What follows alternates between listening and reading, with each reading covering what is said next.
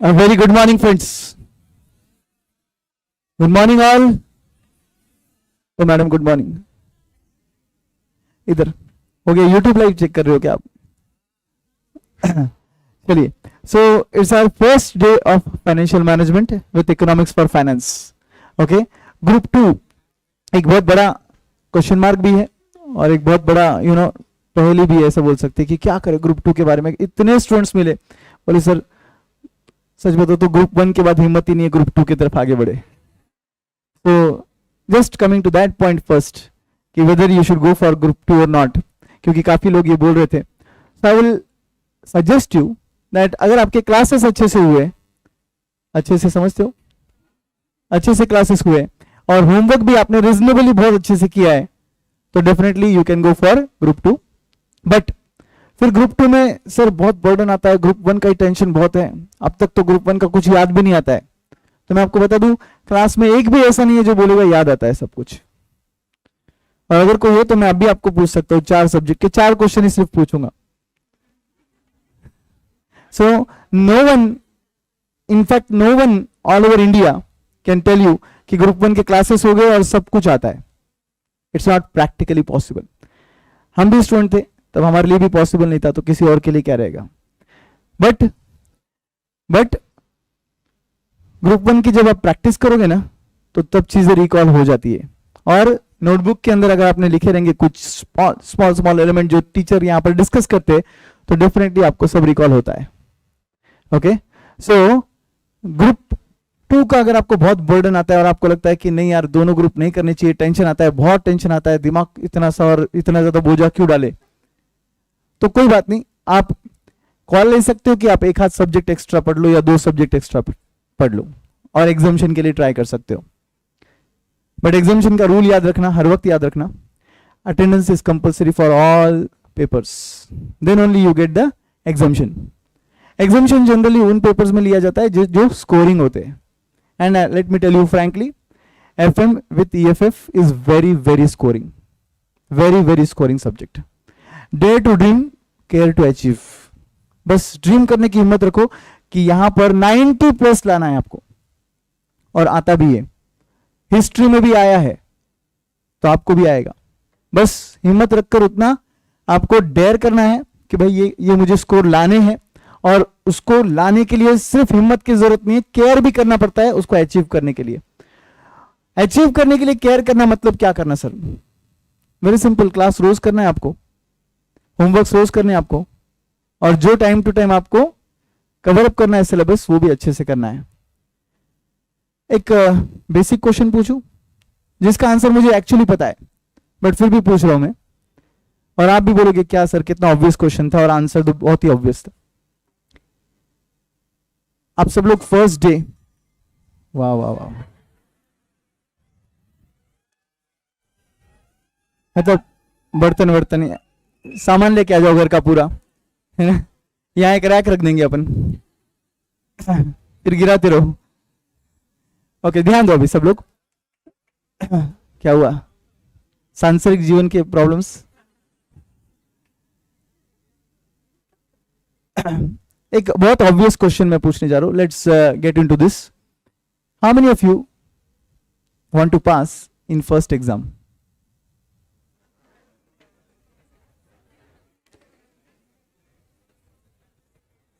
Everybody of you ना. कुछ लोग फिर भी बेशर्म जैसे ऐसे बैठे, मतलब इतना भी कष्ट नहीं उठाएंगे हाथ ऊपर करने का, है ना.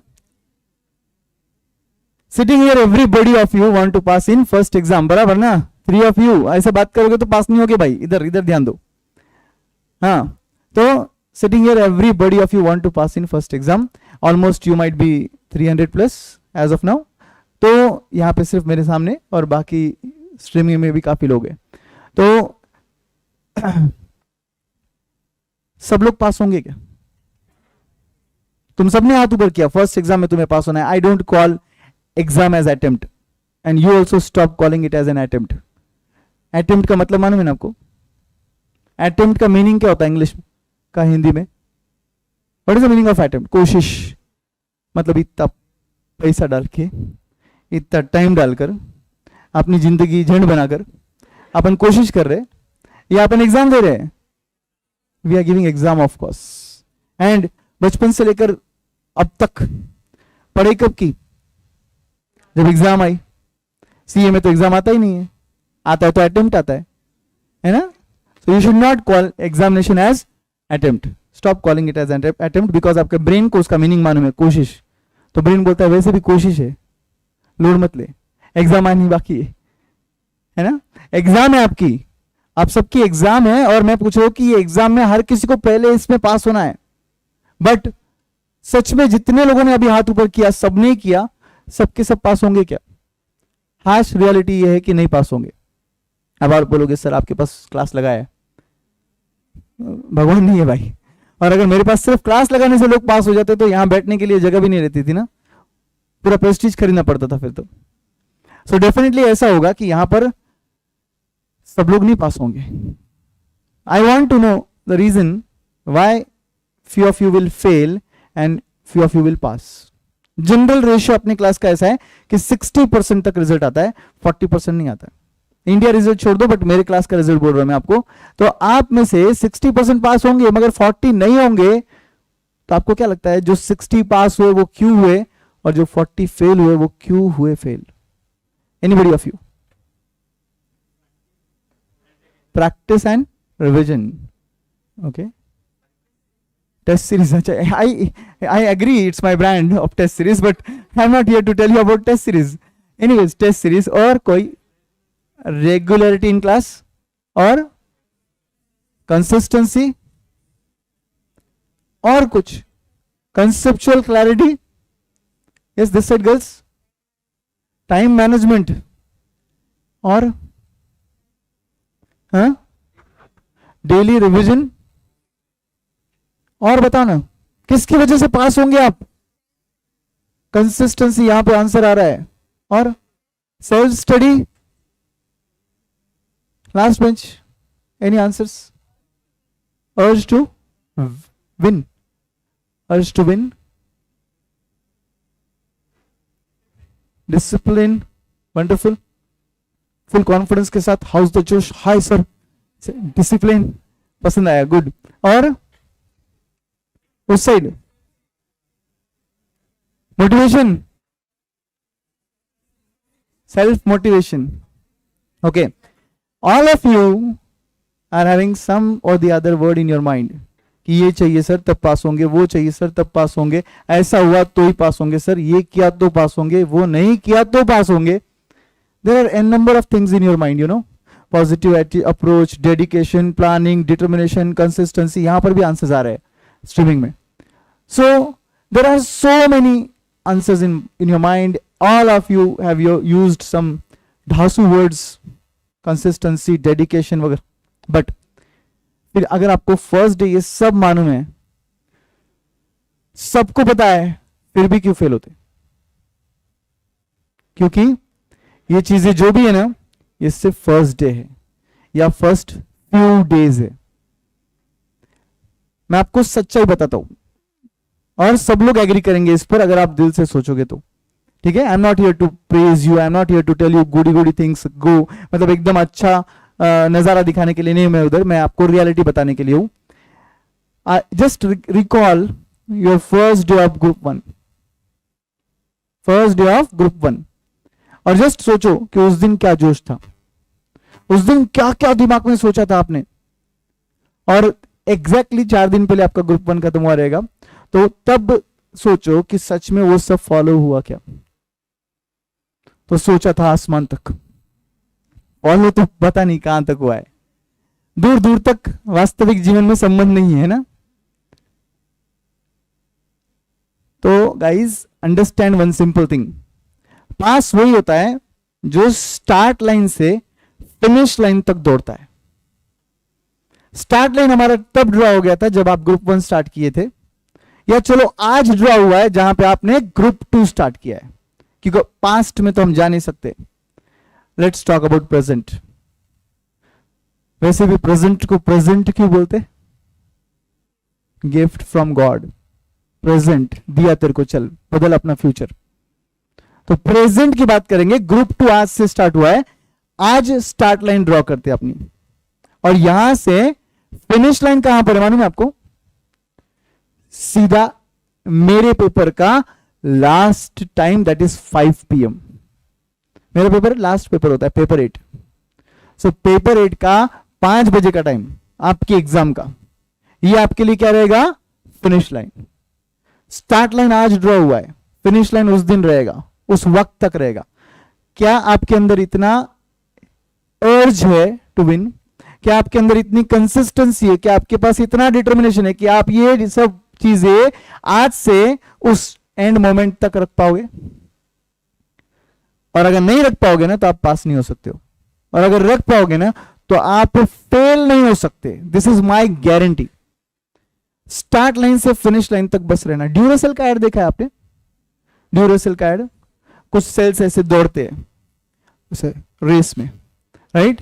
बाकी सब सेल्स गिरते रहते हैं, ड्यूरासेल क्रॉस कर देता है उसको।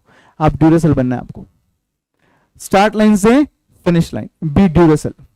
रुको ही मत। जब जब आपको लगे ना अरे यार बस हो गया, याद करो यही सेम फीलिंग अपने को ग्रुप 1 के वक्त आई थी। अपने अपने उस दिल की सुनी थी जो बोल रहा था बस हो गया, और उसके बाद तो सब खत्म हो गया। बस उस मोमेंट को आपको, आपके माइंड को कंट्रोल करने की बात होती है जब बोलता है बस हो गया। उस मोमेंट को बोलने का कि बस अब बस नहीं हुआ है, और एक्स्ट्रा और extra. And because of this only you will pass. You know football player Pele का इंटरव्यू आया था एक बार, और इंटरव्यू जो ले रहे थे ना, उन्होंने बोला कि why it is the case that you make so many number of goals, why it is the case that every time you are in the match and the match you win maximum. Football player. तो उन्होंने बोला कि it's very simple, I practice. तो वो interview जो ले रहे थे वो हंस के बोलते सर एवरीबडी प्रैक्टिस, तो why you are only winner? He says because I practice. Because every time when I practice and after suppose 8 hours of practice I am tired, I want to give up, then I think कि कोई और कहीं और practice कर रहा है, कोई और प्लेयर कहीं और प्रैक्टिस कर रहा है, I cannot give up. I practice for 2 more hours. Then after that I am completely tired. फिर मैं सोचता हूं कि अभी भी कोई और कहीं और प्रैक्टिस कर रहा है, I go for 1 more hour. Now I am totally tired. I don't have absolutely any energy. And now I think कि वो रुक गया है, अब मुझे 1 और घंटा प्रैक्टिस करना है मेरी जीत के लिए। आप समझ रहे हो बात को? आपके लिए एग्जांपल्स बहुत सारे हो सकते हैं, बट बस छोटे छोटे ये एग्जांपल्स से सीखो कि वो लोग क्यों इतने सक्सेसफुल है। आपको लग रहा होगा कि वो तो गेम खेलते सर, हमको पढ़ाई करना है। जैसे आपके लिए ये करियर है, उनके लिए वो करियर है boss. Are you getting my point? It's not a game for them, it's a career for them. एक क्रिकेट मैच में विराट कोहली अच्छा खेल लेता है तो ऑल इंडिया सब लोग बोलते हैं विराट विराट विराट, और जब बुरा खेला तो सब गालियां देते हैं ना उसी प्लेयर को। तो भाई इसका मतलब उनके लिए वो गेम नहीं है, उनके लिए वो करियर है। आपके लिए ये करियर है, आपकी मर्जी से ही सिलेक्ट किया ना आपने इस करियर को। तो जैसे वो पैशनेट है, क्या हम पैशनेट बन सकते हैं? यस और नो गाइस? तो फिर उसके लिए हम लोगों को अंदर से समझना पड़ेगा ये बातें। आज मैं बोल दूं आज तुम पढ़ लो, ये हो गया मोटिवेशन, ये एक्सटर्नल मोटिवेशन है। 2-5 दिन बाद वापस से बोल दूं फिर उस दिन पढ़ लोगे, वैसा नहीं चाहिए। आपको अंदर से मोटिवेशन चाहिए। जब जब आपको लगेगा बस अब नहीं हो रहा है, तब सोचने का और करेंगे। जब लगता है बस अब बिल्कुल नहीं हो रहा है, तब एक्स्ट्रा थोड़ा सा 15 मिनट क्यों ना हो करके सोना, क्योंकि वही छोटी छोटी चीजों से ना आपका सक्सेस आपके पास आएगा। जिम गए हो आप लोग कभी? जिम गए हो कभी? हाँ, किसी जिम का वीडियो देखा रहेगा ट्रेनर का। When I go to gym ना, my trainer says come on Prashant, एक काम करो 10 डिप्स करना है अपने को, तो स्टार्ट। तो हम लोग 1 2 3 4 5 10 तक पहुंच जाते ना। 10 तक जब वो पहुंचता है ना तो वो क्या बोलता है मालूम है क्या? 3 more Prashant, come on don't give up, 3 more. जब वो 3 हो जाते ना, लास्ट 1 मोर, और फिर रुकता है वो। ऐसे 2-4 दिन करता है, फिर बोलता है 15 डिप्स करेंगे, फिर 15 डिप्स करने की हिम्मत बाय डिफॉल्ट आ गई थी क्योंकि 14 तक तो पहुंच ही गए थे, फिर वो बोलता है last 2, come on don't give up. ये क्या हो रहा है मालूम है आपको? रोज 10 डिप्स निकालने से मेरा कोई बॉडी में फिजिकल चेंज होने वाला है क्या कुछ? बट ये जो धीरे धीरे किया, थोड़ा थोड़ा एक्स्ट्रा किया, इससे क्या हुआ समझा? What happened because of this? Strength बढ़ा इंटरनल। जो मैंने कभी नहीं सोचा था कि 15 कर पाऊंगा, 15 हो रहे हैं, 15 की जगह धीरे धीरे 17 हो रहे हैं, फिर 20 तक पहुंचेंगे। इस तरीके से होता है। आपका सिलेबस भी बिल्कुल ऐसा ही है। जब आपको लगे 8 घंटा पढ़कर बस हो गया, तब सोचने का come on 1 more hour to go. जब 1 मोर आवर हो जाएगा ना, तो बोलने का 15 मिनट का रिवीजन करके सोना है। और ये जो थोड़ा थोड़ा आप कर रहे हो ना, extra 1 hour, extra 15 minute, believe me it's icing on the cake. This is the thing which others are not doing and you are doing. और इसी से तुम अच्छे मार्क्स से पास होंगे। आप समझ रहे हो मेरी बात को एवरीवन?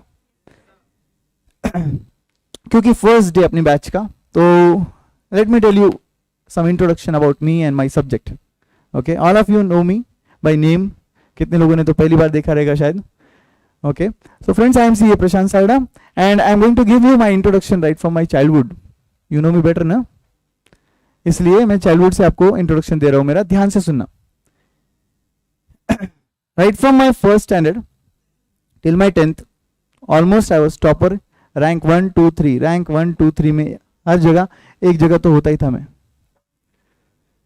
11th 12th, 11th में फर्स्ट रैंक, 12th में भी बोर्ड में रैंक। सीए का जर्नी स्टार्ट हुआ, foundation rank, intermediate rank, final also rank. So in my journey of as a student, everywhere I was only topper, topper and topper. ऐसा कुछ नहीं था।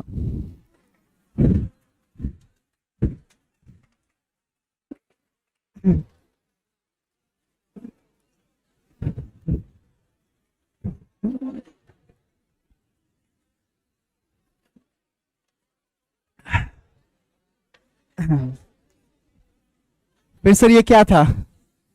ये था आपके माइंड का इमेज एक टीचर के बारे में। आप जब सोचते हो टीचर बोल रहे हैं, तो आप यही सोचते हो कि ये जो भी बोलता है ना, ये होशियार है। तो ये 100 बोलता होगा तो अपने लिए 70 ही एप्लीकेबल है। I tell you, I am like below average था। मैं आपको मेरा रियलिटी बताता हूं अभी। 4th तक everybody is topper, right? I was also. 4th तक क्या रहता है, टीचर देखे क्यूट बच्चा है ना, थोड़ा एक्स्ट्रा मार्क्स दे देते हैं। And everybody was topper, I was also topper. 5th 6th 7th 8th my graph was like down worst gone case.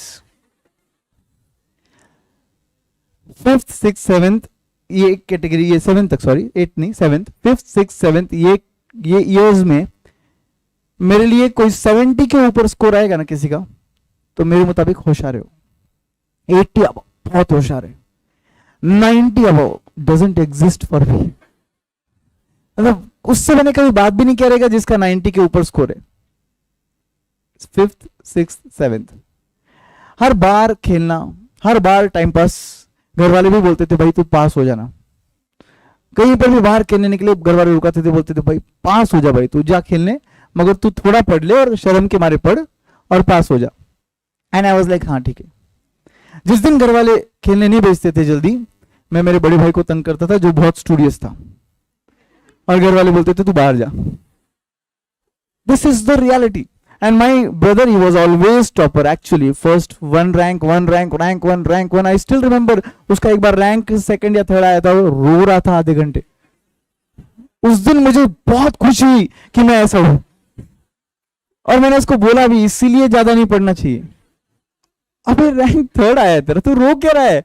He was like तेरे को कभी समझेगा नहीं, तू जा। एंड आई वाज लाइक ठीक है, नहीं समझा अच्छा है। 8th standard my school changed because primary school खत्म होकर सेकेंडरी स्कूल था। घर वालों ने दूसरे स्कूल में डाला एक्सपेक्टेशन के साथ कि कुछ होगा।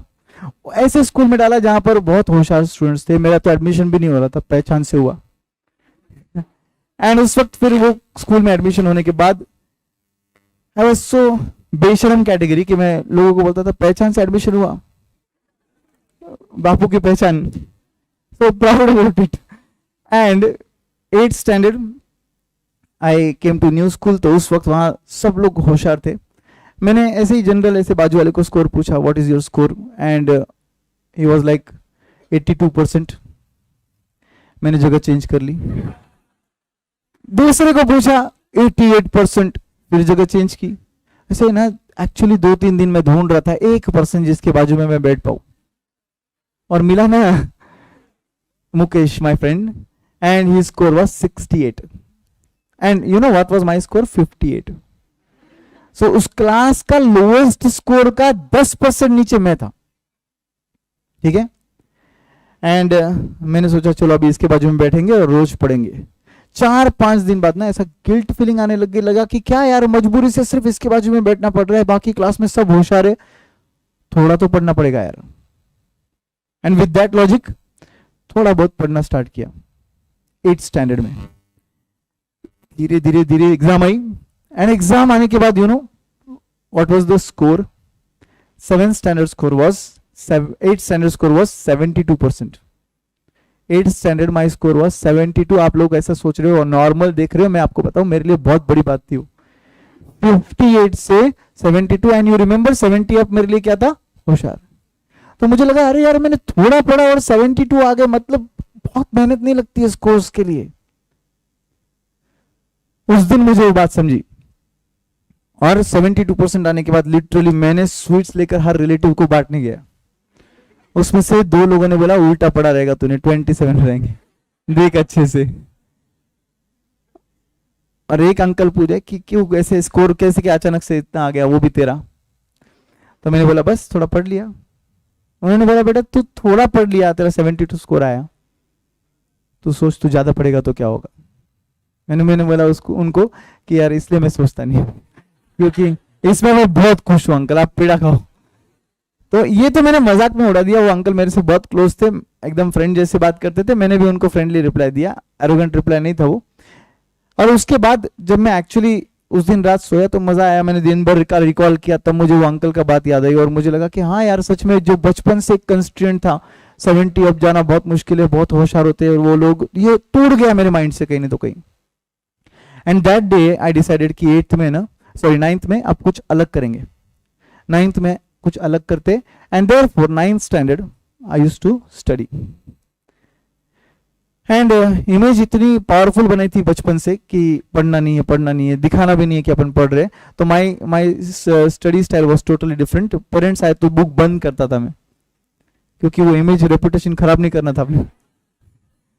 पढ़ता था, जैसे ही कोई देख रहा है, घर वाला कोई आ रहा है तो बुक बंद करके ऐसे टाइम पास ऐसे कुछ तो भी, फिर वो गए तो फिर पढ़ता था. रिलेटिव्स के सामने तो बिल्कुल नहीं पढ़ता था. एंड धीरे धीरे थोड़े टाइम एक्स्ट्रा ज्यादा पढ़ना स्टार्ट किया, और ज्यादा पढ़ना स्टार्ट किया, एंड 9th स्टैंडर्ड का रिजल्ट आया 86%.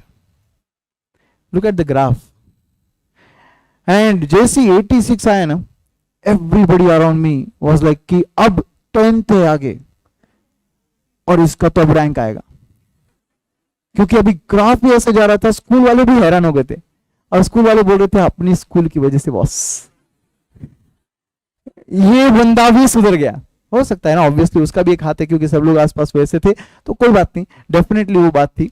एंड फिर 10th स्टैंडर्ड आया तो सब लोग right from principal to peon everybody was like इसका रैंक आएगा, इसका रैंक आएगा.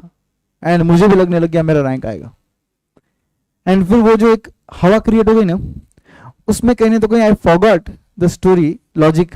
थोड़ा पढ़ाई किया मार्क्स ज्यादा मिलते, और पढ़ाई किया और मार्क्स मिलते. जो ये 8th स्टैंडर्ड में मुझे समझा और 9th में मैंने इंप्लीमेंट किया, 10th में बिकॉज ऑफ दैट रैंक का हवा I forgot everything, I forgot completely everything.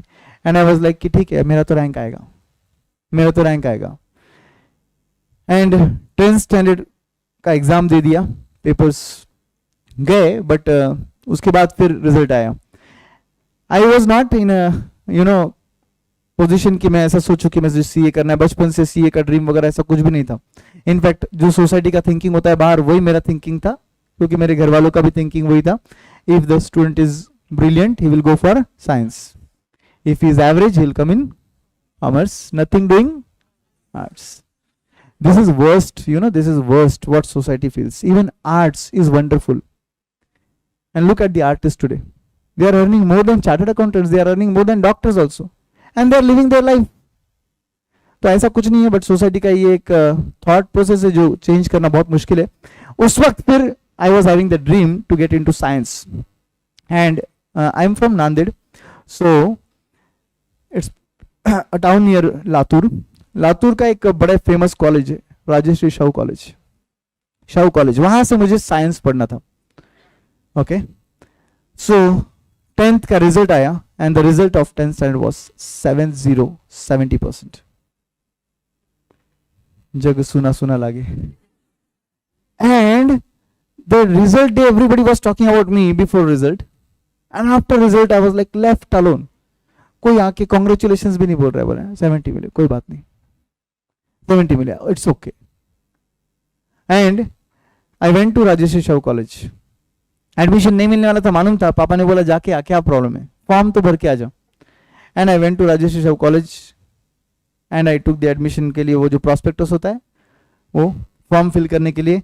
I that day I went there, तो आई सी लाइक नोटिस्ड कि मेरा पेन तो नहीं है मेरे पास. तो मैंने फिर प्यून को बोला कि आपका पेन देना. प्यून ने पेन देते वक्त मुझे पूछा कि काय तुम्ही मुलं इथे येतात आणि पेन पण घेऊन येत नाही. मैं मराठी में बोल रहे थे, झाप रहे थे इन शॉर्ट. ओके, और मैंने बोला सॉरी काका पेन द्या ना. तो बोले काय किती टक्के तुला, how much you scored. And I was like 70%, 70%. He told me, अरे काय 70%, आणि तू इथे आला राजश्री शाहू कॉलेजमध्ये, ते फॉर्म विकून टाक, 100 रुपये तरी येणार. मतलब what he told you know कि यहाँ पे राजश्री शाहू कॉलेज में तेरा एडमिशन होने से रहा, तू ये फॉर्म भेज दे, 100 रुपये तो आएंगे. एंड उनका पेन मैंने लिया ही नहीं, अपना फॉर्म बैग में डाला, निकला उधर से. Because just 2 days 1 day before everybody was giving me so much respect. इसका रैंक आएगा, इसका रैंक आएगा, इसका रैंक आएगा, देखना ये बंदा बहुत जबरदस्त करेगा, बच्चा बहुत होशियार है, ये वो. और अचानक से ऐसी बात है कि मेरे ड्रीम कॉलेज के प्यून ने मुझे इस तरीके से बात किया. It was so you know hurting for me कि मुझे ऐसा लगा कि एजुकेशन की वैल्यू क्या है उस दिन समझी मुझे. एंड उधर से निकलते वक्त मैंने डिसाइड किया कि कुछ करेंगे ऐसा जो राजश्री शाहू कॉलेज के साइंस से भारी रहना चाहिए. खुन्नस लेती है ना एक, यहां नहीं आऊंगा, ले भी नहीं रहे वैसे भी, है ना. तो with that logic I went from there and then I decided for going for this CA course. Of course उसके पीछे भी थोड़ा स्टोरी है. Anyways CA कोर्स में आने का रीजन क्या था, इज वेरी सिंपल. कितने लोग CA है उस वक्त जब मैं CA में एंटर किया था, तब all over India CA 1 lakh around थे, 1 लाख अराउंड. एंड मैंने सोचा कि अगर 1 लाख लोग CA सिर्फ, तो इसका मतलब क्या हुआ, demand supply logic, simple logic, demand and supply. जिस चीज का सप्लाई बहुत कम है उसका प्राइस तो ज्यादा ही रहेगा ना. मुझे यही कोर्स करना है. और उस दिन मैंने डिसाइड कर लिया कि मुझे CA कोर्स में एंटर इसलिए करना है बिकॉज इसकी वैल्यू सोसाइटी में ज्यादा है, क्योंकि बहुत कम CAs. And I entered into this course with that logic. 11th standard commerce लेने के बाद फर्स्ट डे से लेकर एंड तक पढ़ाई की. बहुत ऑब्स्टिकल्स भी आए, आपको भी पता है 11th स्टैंडर्ड में क्या होता है. First day 60 students in the class, 8th day 6 students, and 10th day के बाद कोई नहीं रहता है. So 10th day I still remember we 2 of us were there, me and my friend Rahul. First bench पे बैठे थे, टीचर यहाँ थे. मैंने टीचर को बोला टीचर आज छुट्टी थी क्या, कोई आया नहीं. तो बोले नहीं बेटा ऐसे ही रहता है, अब 2-4 दिन बाद तुम भी नहीं आओगे तो हमको छुट्टी रहती है. एंड आई वाज लाइक नहीं ऐसा नहीं करना है, every day we will come. And madam को हमने पूछा मैडम अगर हम रोज आएंगे तो आप लोगे लेक्चर, तो बोले डेफिनेटली लेंगे. And they were that dedicated कि 2 लोग भी आए तो भी वो पढ़ाते थे. एंड लिटरली 11th स्टैंडर्ड में, पूरे 11th स्टैंडर्ड में मैं और मेरा फ्रेंड मेरे फ्रेंड ने बोला अरे छोड़ एक आधे दिन, बोलते नहीं जाते यार. मैंने बोला नहीं अपने को CA करना है. वो बोलता है नहीं करना है भाई मेरे को CA. नहीं नहीं तू चल मेरी बात मान, ऐसे जैसे तैसे कन्विंस करके उसको कॉलेज लेके आता था.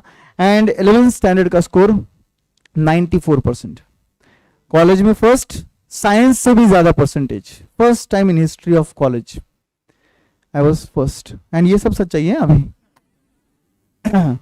एंड फिर 12th स्टैंडर्ड में everybody was again talking about me. 94 आया मतलब क्या बोर्ड आगे और इसका तो रैंक आएगा. मैंने बोला भाई माफ करो, कोई ये फीलिंग में डालो मत प्लीज, ऐसा कुछ नहीं होगा. And with that logic I completely focused on studies. I got the logic कि बस हवे में नहीं जाना है. And 12th standard also I got rank.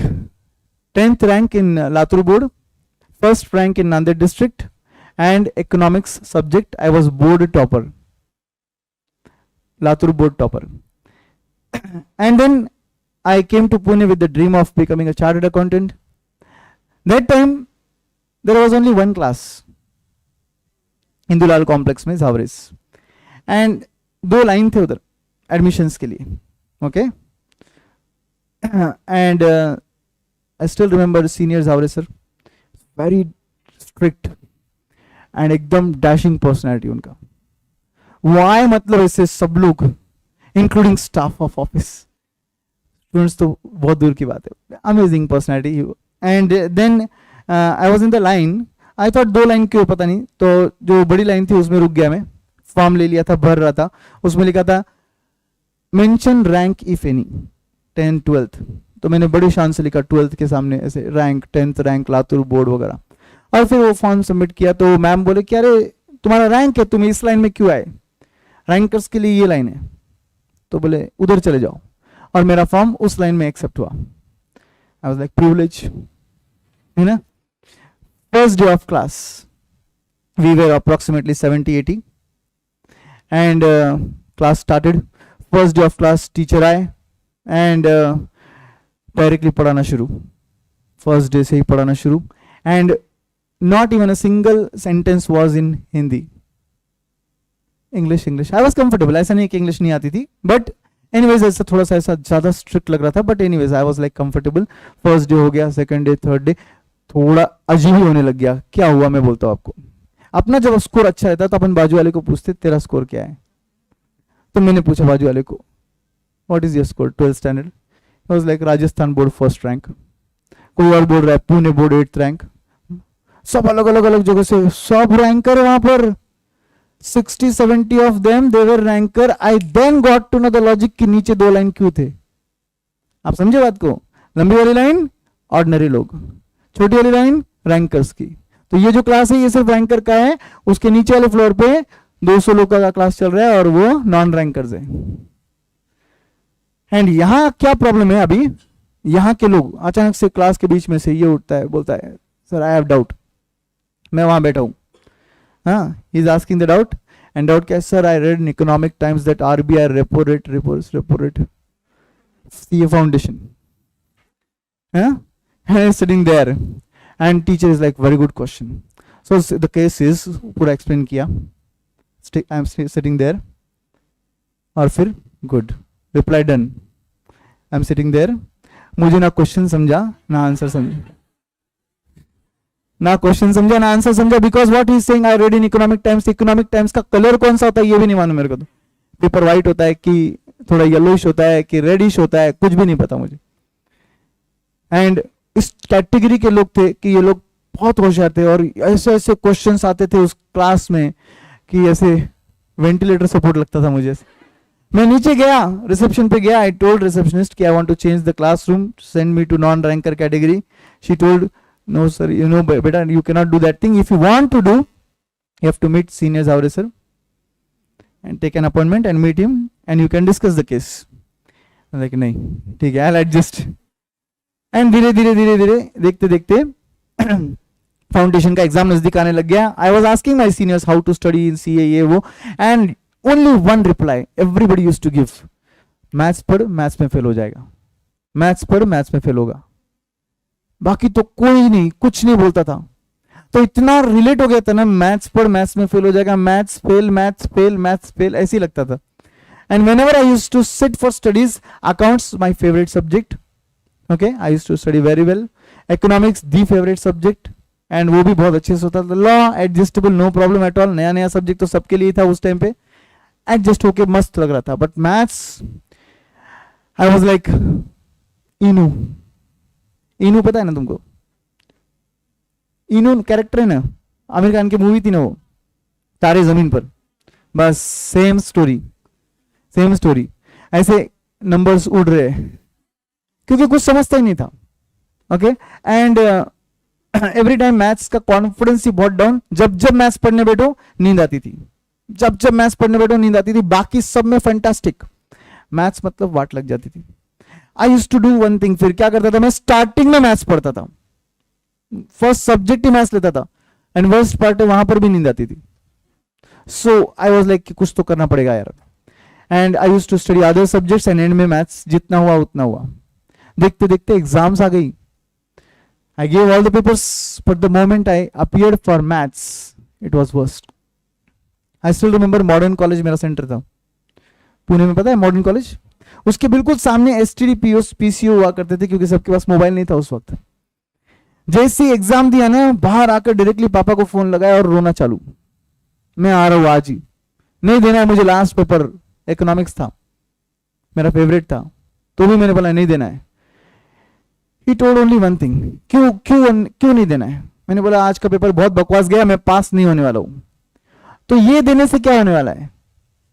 वैसे भी फेल है, ऐसे भी फेल है, ये दे क्या ना.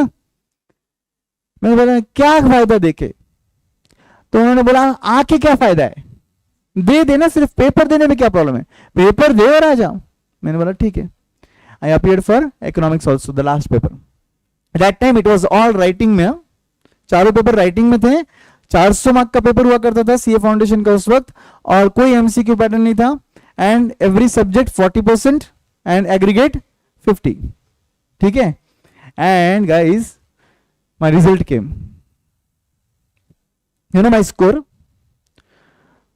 आई स्कोर्ड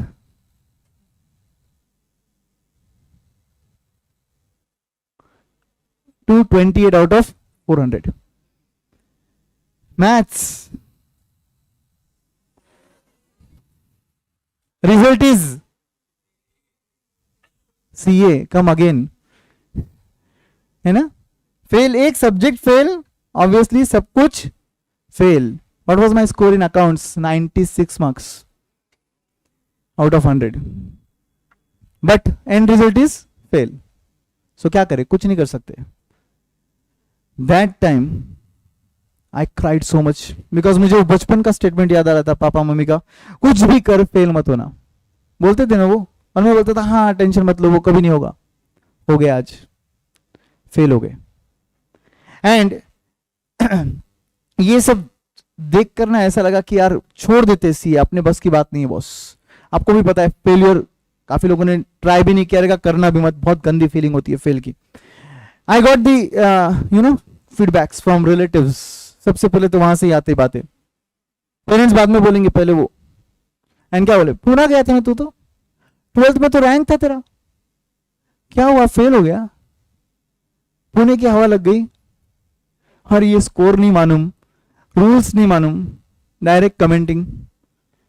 एक अंकल थे, बोले क्या हुआ बेटा? मैंने बोला मैथ्स में फेल हो गया. तो वो पॉलिटिकल बैकग्राउंड से, तो उन्होंने बोला बेटा फोन क्यों नहीं लगाया मुझे पेपर के बाद? कुछ करते थे अपन. अंकल नेक्स्ट टाइम याद रखूंगा, नेक्स्ट टाइम अगर कोई पेपर टफ गया तो आपको फोन लगाऊंगा. You get an number of replies, you no.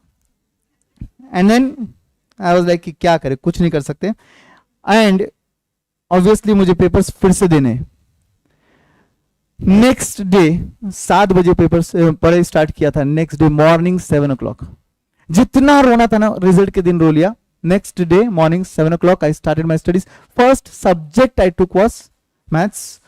उस दिन नींद नहीं आई. And you know what, next 8 days to 10 days continuously only maths maths maths, and कभी नींद नहीं आई. सिर्फ मोनोटोनस होने लग गया, तो बीच में 1-8 घंटा अकाउंट्स, 1-8 घंटा इकोनॉमिक्स, 1-8 घंटा लॉ, फिर से मैथ्स. 10 दिन मैथ्स पढ़ने के बाद फुल फ्लेज सिलेबस कंप्लीट हो गया था मेरा. And I got to know कि मैथ्स ऐसा भी सब्जेक्ट नहीं जिसमें फेल होना चाहिए था, बट ये 10 दिन क्या हम पीछे जाकर वो एग्जाम के पहले रख सकते हैं क्या? लाइफ में ना कंप्यूटर जैसा कंट्रोल जेड नहीं होता है, अंडू का बटन नहीं होता है लाइफ में, याद रखो ये बात।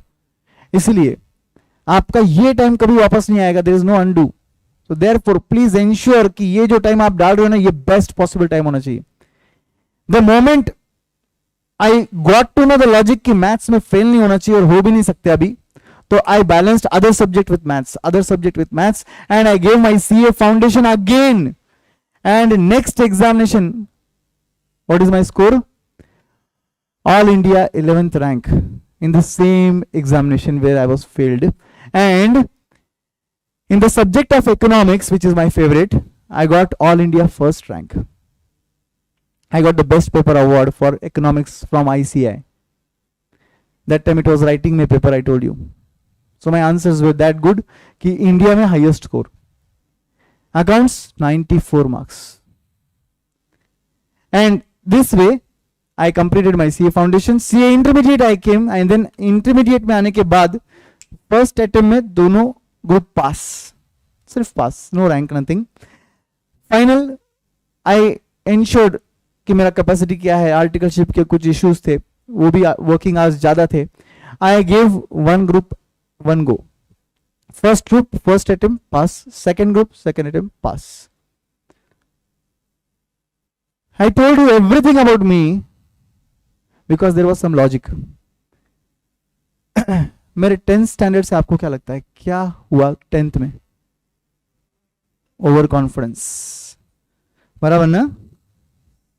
किसी को है यहां पर सीए रिलेटेड? मुझे नहीं लगता यहां पर कोई भी ऐसा रहेगा जो बोलेगा सीए तो क्या मेरे बाएं हाथ का खेल है ना? ऐसे ही हो जाएगा। सो ओवर कॉन्फिडेंस नहीं होना चाहिए, और मुझे नहीं लगता कि तुम में से किसी में रहेगा भी। तो ये 10th का लॉजिक था, ऐसे ही हो जाएगा यार। एफएम तो क्या एग्जामिनेशन लोगों ने बोला है बहुत इजीली आ जाता है, ऐसे ही हो जाएगा यार। ऐसे कुछ नहीं होता सीए में, कोई भी सब्जेक्ट में ओवर कॉन्फिडेंस मत रखो। इंटर पे तो होगा ही नहीं, आपको सब्जेक्ट में भी मत रखो। उस सब्जेक्ट में अगर आपको एग्जामिनेशन चाहिए, बहुत अच्छा स्कोर चाहिए, तो उसके लिए आपको एक ही चीज करना है, वो है मेहनत। याद रखो। अच्छा, मेरे सीए फाउंडेशन का फर्स्ट अटेम्प्ट का लॉजिक क्या था? Was I demotivated? Fear for the subject. Exactly. I was not demotivated. I was rather having fear. Demotivated कब था? स्टार्टिंग के 7-8 दिन। बाद में खुद को बना लिया था कि नहीं यार पढ़ना है। पढ़ने के अंदर भी कोशिश पूरी थी, मगर हो नहीं रहा था, बिकॉज सबने क्या डरा दिया था? मैथ्स पर फेल हो जाएगा, मैथ्स पर फेल हो जाएगा। So around you there are so many people who put this garbage in your mind कि बॉस कुछ नहीं होता ऐसा। बहुत, मैं तो 4 बार दे चुका हूं, इंटर पास नहीं हुआ अभी तक। किसी को मिलोगे आप, वो बोलेंगे अरे मेरा फ्रेंड अभी 42 इयर्स का है, वो अभी भी सीए कर रहा है ना? So there are an number of garbage giving thing in your mind कि कुछ भी डालते दिमाग में। तो ये जो फियर फैक्टर है ना, ये हो सकता है आपके अंदर है, बिल्कुल मत डालना। अगर आपको लगता है किसी भी सब्जेक्ट से आपको डर लगता है ना, एक बात याद रखना, जो मैंने किया था रिजल्ट के बाद, क्या किया था? सिर्फ उसी पर ध्यान दिया, पहले कंटिन्यूस मेहनत सिर्फ उसी पर किया जो मेरा वीकनेस था, और फिर उसको बैलेंस कर दिया बाकी सब्जेक्ट के साथ। फियर अगर आपके मन में हो, कॉस्टिंग के लिए, अकाउंट्स के लिए, लॉ के लिए, टैक्सेशन के लिए, एफएम के लिए, किसी के लिए भी आपको अगर मन में फियर है तो क्या करना है? उसको अवॉइड करना है क्या? बिल्कुल मत करना। The moment you do that, remember my result. Life इतनी भी बड़ी नहीं होती है कि सब एक्सपेरिमेंट खुद पे करे, एक बार फेल होके देखते हैं। बिल्कुल मत करना। मैंने बोला ना, फेल होने का एक्सपीरियंस बहुत खराब होता है। So go with others experience also, and I am sharing you openly my experiences. And therefore fear factor मत रखना दोस्तों। अगर आपके मन में ये फैक्टर रहेगा ना, तो आप कुछ नहीं कर पाओगे, आप आपके 100% दे ही नहीं पाओगे। Don't keep that fear factor, nothing will happen. I told you, guaranteed. What I told you, start line से फिनिश लाइन तक दौड़ना है। स्टार्ट लाइन आज ड्रॉ हुई है, फिनिश लाइन लास्ट पेपर का 5 बजे तक का टाइम है। उस टाइम तक आपको डिसिप्लिन रखना है। उस टाइम तक आपको कंसिस्टेंसी रखना है, उस टाइम तक आपको डिटर्मिनेशन रखना है, मोटिवेशन अंदर से चाहिए, सब कुछ। समझे क्या सब लोग? Everyone, I was not telling my story to show you of how great I am. कोई ग्रेट था ही नहीं मैं, ना हूं, I am very average, but I always think about average. जो मेरा कैपेसिटी है ना, उससे मैं कभी भी थोड़ा ज्यादा सोचता हूं, क्योंकि मुझे वो जिम वाला लॉजिक पता है। 10 पुश के बाद एक्स्ट्रा 2 पुश होते हैं, और एक्स्ट्रा 2 पुशअप के बाद एक और पुशअप भी होता है। बस खुद के लिमिट्स को मैं थोड़ा थोड़ा एक्सटेंड करते रहता हूं, दैट्स इट। इसी लिमिट्स को एक्सटेंड करते करते अपने सब्जेक्ट्स के लिए मैंने 2 बुक्स से 6 बुक्स बनाए। ओके, आपको सबको नोट्स मिल गए रहेंगे। नोट्स में आपने देखा रहेगा, सबसे पहला नोट्स है आपका रेगुलर नोट्स फॉर एफएम। इस कैटेगरी का आपको मिला रहेगा notes, right. No notebook concept, मतलब इसी में आपको जगह दी है जहां पे आपको सॉल्व करना है। ये एफएम का रेगुलर नोट्स है, रोज आपको ये लाना है क्लास में, ठीक है। ऐसे ही सेम रेगुलर नोट्स आपको इकोनॉमिक्स के लिए मिला रहेगा। ये नहीं लाना है क्योंकि अभी हम लोग इकोनॉमिक्स स्टार्ट नहीं कर रहे। इकोनॉमिक्स हम लोग एफएम के बात करेंगे। रीजन इज वेरी सिंपल, आपका एग्जाम थोड़ा दूर है, एंड में अगर थ्योरी पढ़ोगे तो मजा भी आएगा, याद भी रहेगा। एंड ये थ्योरी नहीं है, ये पूरा प्रैक्टिकल सब्जेक्ट है। इसके अंदर 40 मार्क का वेटेज है, एंड 40 मार्क में से लगभग 15 मार्क का प्रैक्टिकल सॉल्यूशन वाला क्वेश्चन आता है, ठीक है। आपको एफएम के लिए क्वेश्चनर बुक मिला रहेगा, ये भी आपको लाना नहीं है। आपको इनमें से कोई बुक्स नहीं लाने, रेगुलर बुक्स ही लाने। जब जब मैं आपको बोलूंगा लाना है तभी लाना पड़ेगा आपको क्लास में। एफएम क्वेश्चनर बुक क्या है? दिस इंक्लूड्स एक्स्ट्रा प्रैक्टिस के लिए questions from module, from MTP, RTP, past examination, and ये सब ऑलरेडी अपने रेगुलर नोट्स में भी है कवर्ड। बट जो पूरा कवरेज उधर नहीं हुआ है, बचा हुआ कवरेज इधर भी हुआ है। Are you understanding? इसी के जैसा मैंने बुक इस बार पहली बार लॉन्च किया, ईएफएफ का questioner book, economics for finance के लिए questioner book. Because I told you just now कि प्रैक्टिकल क्वेश्चंस आते हैं 15 मार्क के लिए, तो वो सिर्फ 15 मार्क के क्वेश्चंस होते हैं, मगर 15 मार्क भी कम नहीं होते, गेम चेंजर हो सकते हैं। इसलिए उसका भी एक्स्ट्रा प्रैक्टिस वाला क्वेश्चनर बुक है ये। चार्ट बुक एफएम के लिए, this will help you to revise your syllabus, because you know FM with economics. Just example के तौर पे आपको बताता हूं, इकोनॉमिक्स कितने मार्क्स का है? 40 इंटू 10, 400 पेज का मॉड्यूल है। बोलो मॉड्यूल पढ़ने का वक्त है? बिल्कुल भी नहीं है। मेरे नोट्स 120 पेज के, पढ़ने का वक्त है एग्जाम के एक दिन पहले? नहीं है। एफएम के लिए भी सेम लॉजिक है। इतना बड़ा मॉड्यूल एग्जाम के एक दिन पहले पॉसिबल नहीं है। इतना बड़ा रेगुलर नोट्स एग्जाम के एक दिन पहले पॉसिबल नहीं है। पूरा सिलेबस रिकॉल करना, सब कॉन्सेप्ट्स रिकॉल करना, इसीलिए आपको क्या करना है? Chart book. बट ये चार्ट बुक फिर एग्जाम के एक दिन पहले डायरेक्टली ओपन करेंगे क्या अपन? तब तो आप पागल हो जाओगे।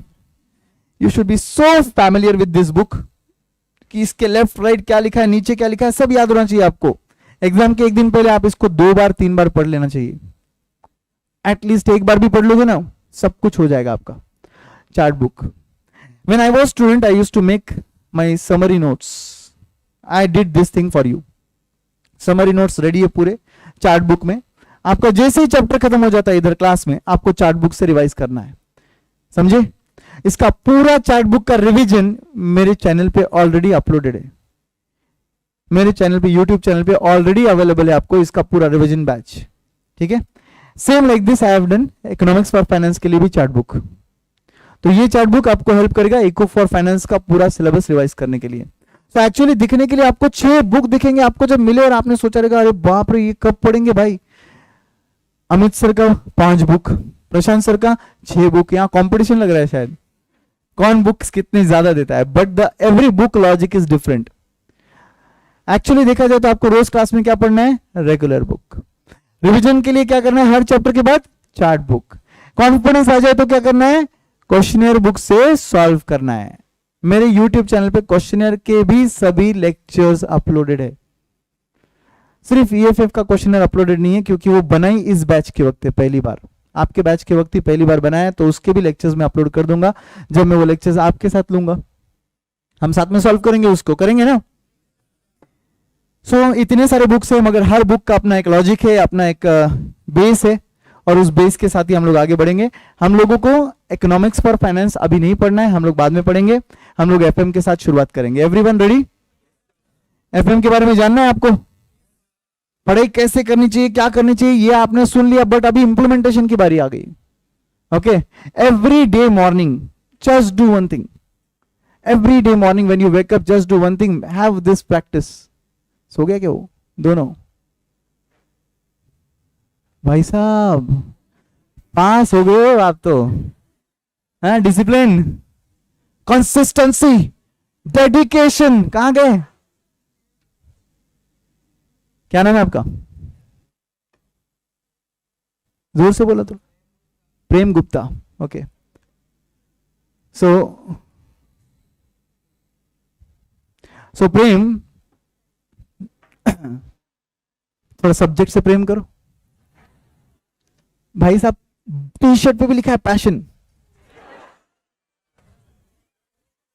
आपके टी शर्ट पे भी लिखा है पैशन, तो थोड़ा पैशनेट बनो भाई। ट्रैवल करके आए होंगे, दूर से आए होंगे, थके होंगे, तबीयत ठीक नहीं होगी, जो भी लॉजिक है बॉस, इधर अपना बेस्ट देना है अपने को, ठीक है? और जो भी होता है ना आपके लाइफ में एक्सेट्रा एक्सेट्रा, ये डोर के बाहर छोड़ के आने का, जैसे हम लोग छोड़ते हैं।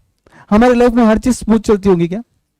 365 डेज आ रहे हैं सर के, आप मस्त, सर की लाइफ तो बढ़िया रहेगी, ऐसा नहीं है बॉस। हर किसी की लाइफ में प्लस माइनस कहीं ना तो कहीं रहता है। बट अगर वो चीज मैं अपने माइंड में कैरी करके इधर आऊं ना, मैं आपको पढ़ा भी नहीं पाऊंगा। मैंने अच्छा पढ़ाना तो दूर की बात है, पढ़ा भी नहीं पाऊंगा मैं।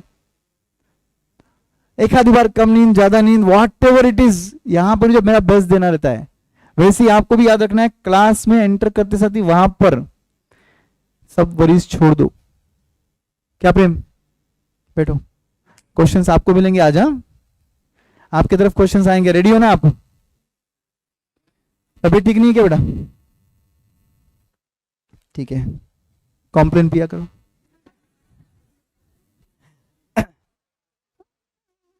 चलिए लेट स्टार्ट।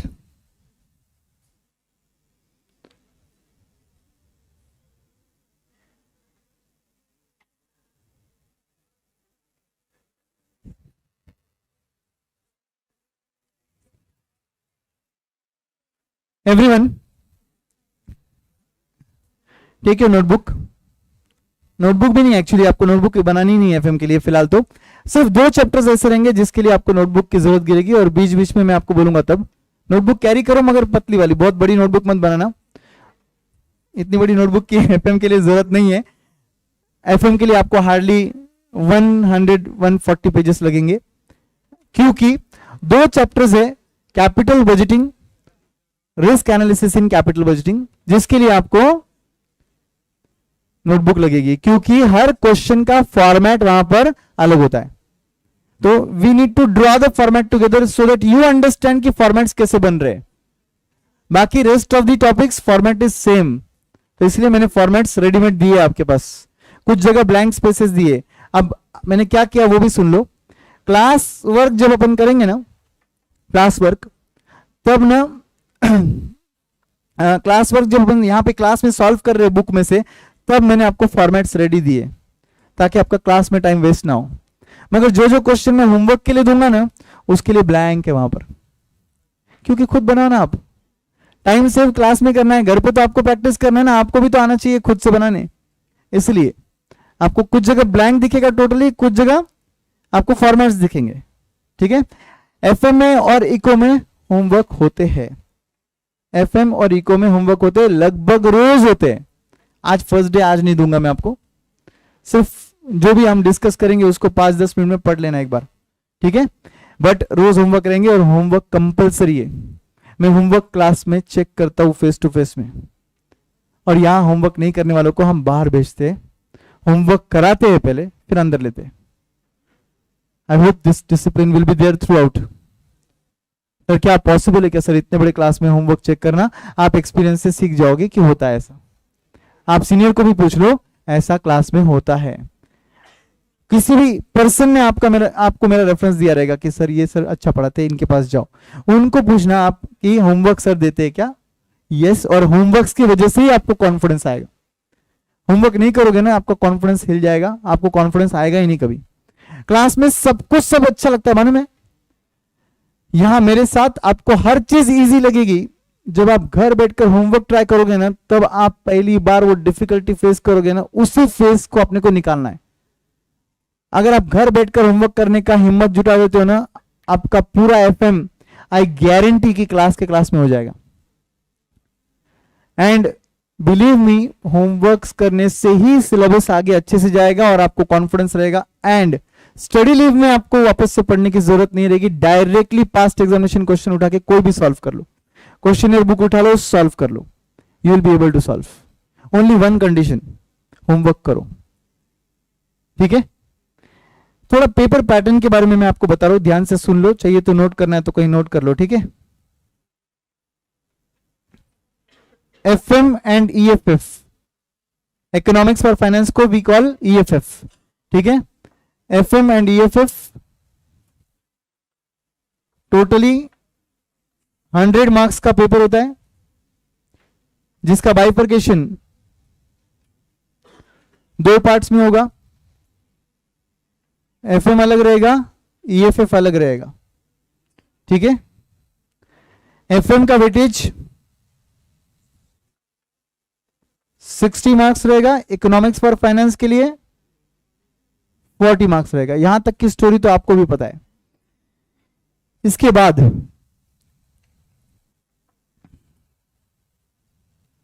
इसका क्लासिफिकेशन प्रैक्टिकल थ्योरी, यहां पर भी क्लासिफिकेशन होगा प्रैक्टिकल एंड थ्योरी।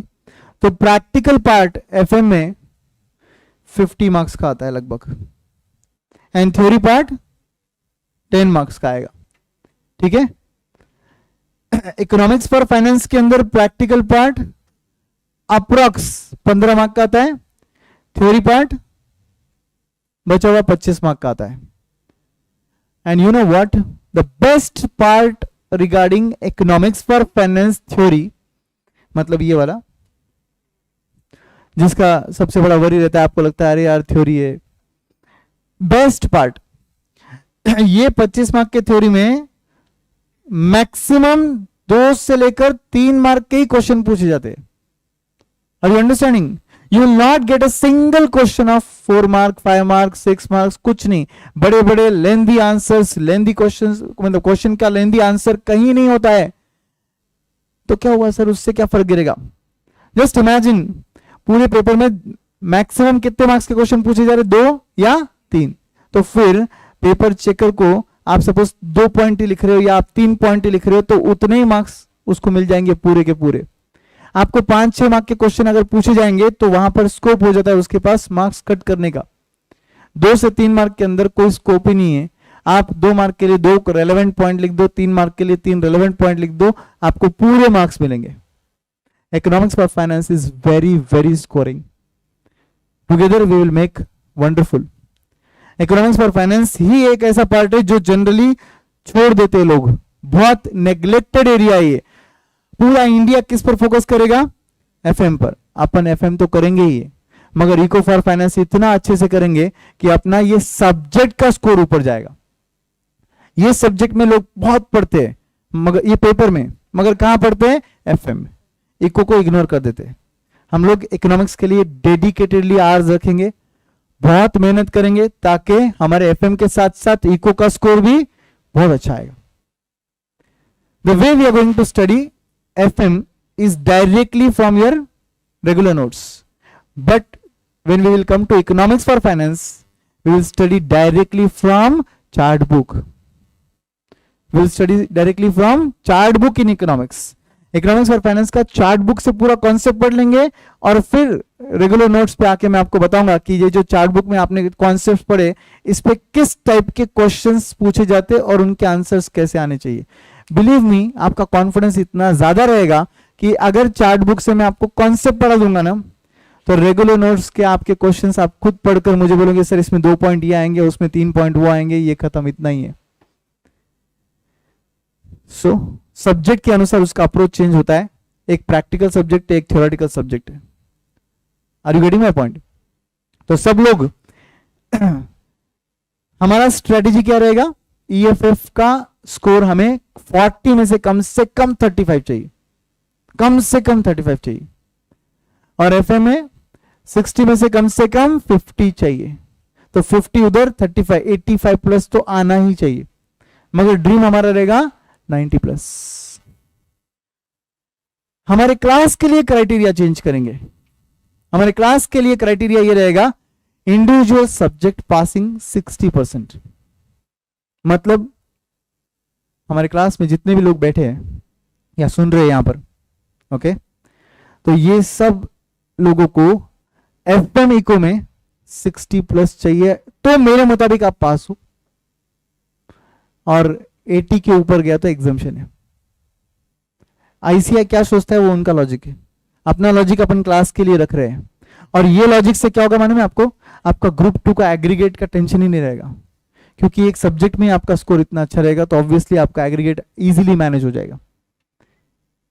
ठीक है एवरीवन, परसों का नोटिफिकेशन पढ़ा आपने? इंस्टीट्यूट ने नोटिफिकेशन निकाला है अभी कि इंडिविजुअल सब्जेक्ट 50% एंड एग्रीगेट 60%। ऐसा सोचो, ऐसा हुआ नहीं है, ऐसा सोचो। धड़कनें रुक गई थी तुम्हारी तो। थोड़ा ज्यादा देर तक बोलने नहीं वाला था मैं, मगर तुम्हारे शक्ल देख के मुझे मजबूरी में बोलना पड़ा कि ऐसा सोचो। सी, ऐसा कोई नोटिफिकेशन इंस्टीट्यूट ने नहीं निकाला है। सब्जेक्ट वाइज पासिंग अभी भी 40 है, एग्रीगेट अभी भी 50 है, मगर आपको अगर ये सोच अगर दिमाग में डाल दिया आपने कि सब्जेक्ट वाइज पासिंग 50 है, एग्रीगेट पासिंग 60 है, तो आप बॉर्डर लाइन के काफी ऊपर रहोगे। You have learned margin of safety, बराबर ना? कॉस्टिंग में पढ़ा ना आपने मार्जिन ऑफ सेफ्टी। क्या बोल रहा हूं मैं, समझ रहा है क्या आपको? कुछ समझ में आता है क्या आपको? ऐसा कुछ सुना रहेगा ना विनोद सर से। तो मार्जिन ऑफ सेफ्टी रखना चाहिए हर जगह। डायरेक्टली 200 चाहिए, 200 चाहिए, 200 ही चाहिए, ऐसा रखोगे तो 180, 180, 190 स्कोर आएगा। आपका एग्रीगेट का टारगेट ही ऊपर रख दो, 250 पासिंग सोच लो। कहां से 200 आएंगे फिर? तो ऑब्वियसली 220, 230 ही आएंगे ना। बस ये दिमाग में फिट कर दो कि आईसीआई ने पासिंग क्राइटेरिया चेंज कर दिया है, समझने के लिए अपने लिए। रियलिटी में चेंज नहीं हुआ है, मैं फिर से बोल रहा हूं। कोई वीडियो का इतना सा क्लिप निकालेगा, बोलेगा प्रशांत सर ने ये बोला, ऐसा कुछ नहीं है। ठीक है, मगर हमारे दिमाग में हम ये सोचेंगे तो हम बेहतर कर पाएंगे। अब coming to FM, financial management part, everyone let's start. Main study हमारा स्टार्ट हो रहा है अभी। गाइस, जब हम फाइनेंशियल मैनेजमेंट बोलते हैं तो एक पोस्ट दिमाग में आती है, फाइनेंस मैनेजर, बराबर ना? सीएफओ, आजकल नया वर्ड बहुत फेमस हो रहा है, सीएफओ, चीफ फाइनेंशियल ऑफिसर। क्या लगता है आपको? सपोज फॉर एग्जांपल, है ना, very important thing, before I start my class with the subject, यहां पर ना आप सब लोग जो बैठे हैं सामने, तुम्हें अपना क्लास जो है ना वो 2 वे कम्युनिकेशन रखना है अपने को। 1 वे कम्युनिकेशन बिल्कुल नहीं चाहिए मुझे। आप कोई भक्तजन नहीं हो, मैं कोई बाबा नहीं हूं। वाह वाह वाह, क्या ज्ञान दिया बाबा ने। 1 वे कम्युनिकेशन नहीं चाहिए मुझे, 2 वे कम्युनिकेशन चाहिए। जब मैं यहां पर कुछ पूछूं आप आंसर्स दोगे, गलत सही मत सोचो यार। पूरे क्लास में किसी को अक्ल नहीं है मेरे अलावा, बिलीव मी, क्योंकि मैं अकेला सीए हूं। तो बिंदास रहो, आंसर्स देते वक्त कॉन्शियस मत बनो। क्लास में 300 है या 3 है या 500 है, आपको कोई लेना देना नहीं है। आप बस ये सोचो मैं हूं क्लास में और सर है, बस बिंदास आंसर दोगे। ठीक है, अब आप बताओ सब लोग कि जब हम बोलते हैं कि फाइनेंस मैनेजर, तो फाइनेंस मैनेजर का क्या रोल होगा? आप खुद एक फाइनेंस मैनेजर अपॉइंट हो चुके हो। सोचो, एक न्यूली इनकॉर्पोरेटेड कंपनी थी जिनका फॉर्मेलिटी रजिस्ट्रेशन का हो चुका था, और आपको उन्होंने ऑन बोर्ड कर लिया, मतलब आपको उन्होंने मैनेजर, फाइनेंस मैनेजर रख लिया। न्यूली इनकॉर्पोरेटेड कंपनी है, ध्यान से सुनो, एवरी फैक्ट इज इंपॉर्टेंट। ठीक है, रिलायंस की कोई सब्सिडरी कंपनी है, न्यूली इनकॉर्पोरेटेड है। बोलो क्या लगता है आपको, as a finance manager what is your role responsibility? Procuring of funds and its utilization. Is it correct? Everyone, finance manager क्या करता है? Sir he manages the finance. Very common reply. BCom नहीं, बीकॉम नहीं है। जब आएगा season तब फेंक देना उधर। जो जो लिखना है लंबे लंबे sentences, active voice passive voice कर देना, इधर मत करना, ठीक है? तो very good. Procurement of funds, what is procurement of funds? Bringing, raising the funds. I will write it for you everyone, you don't write, ठीक है? आप लिखो मत, आप घर जाके विदाउट देखे लिखोगे, अभी ध्यान दोगे, ठीक है? First function of finance manager क्या रहेगा? Procurement of funds. Let's first talk about only procurement of funds. बाद में क्या बोला आपने? यूटिलाइजेशन पे बाद में जाएंगे अपन, ठीक है? प्रोक्योरमेंट ऑफ फंड्स जब हम बोलते हैं, what is exactly procurement of funds? Bringing money in the business. Fund raising मतलब क्या? Bringing money in the business, ठीक है? तो ऐसे केस में आपके पास क्या चॉइसेस होते हैं?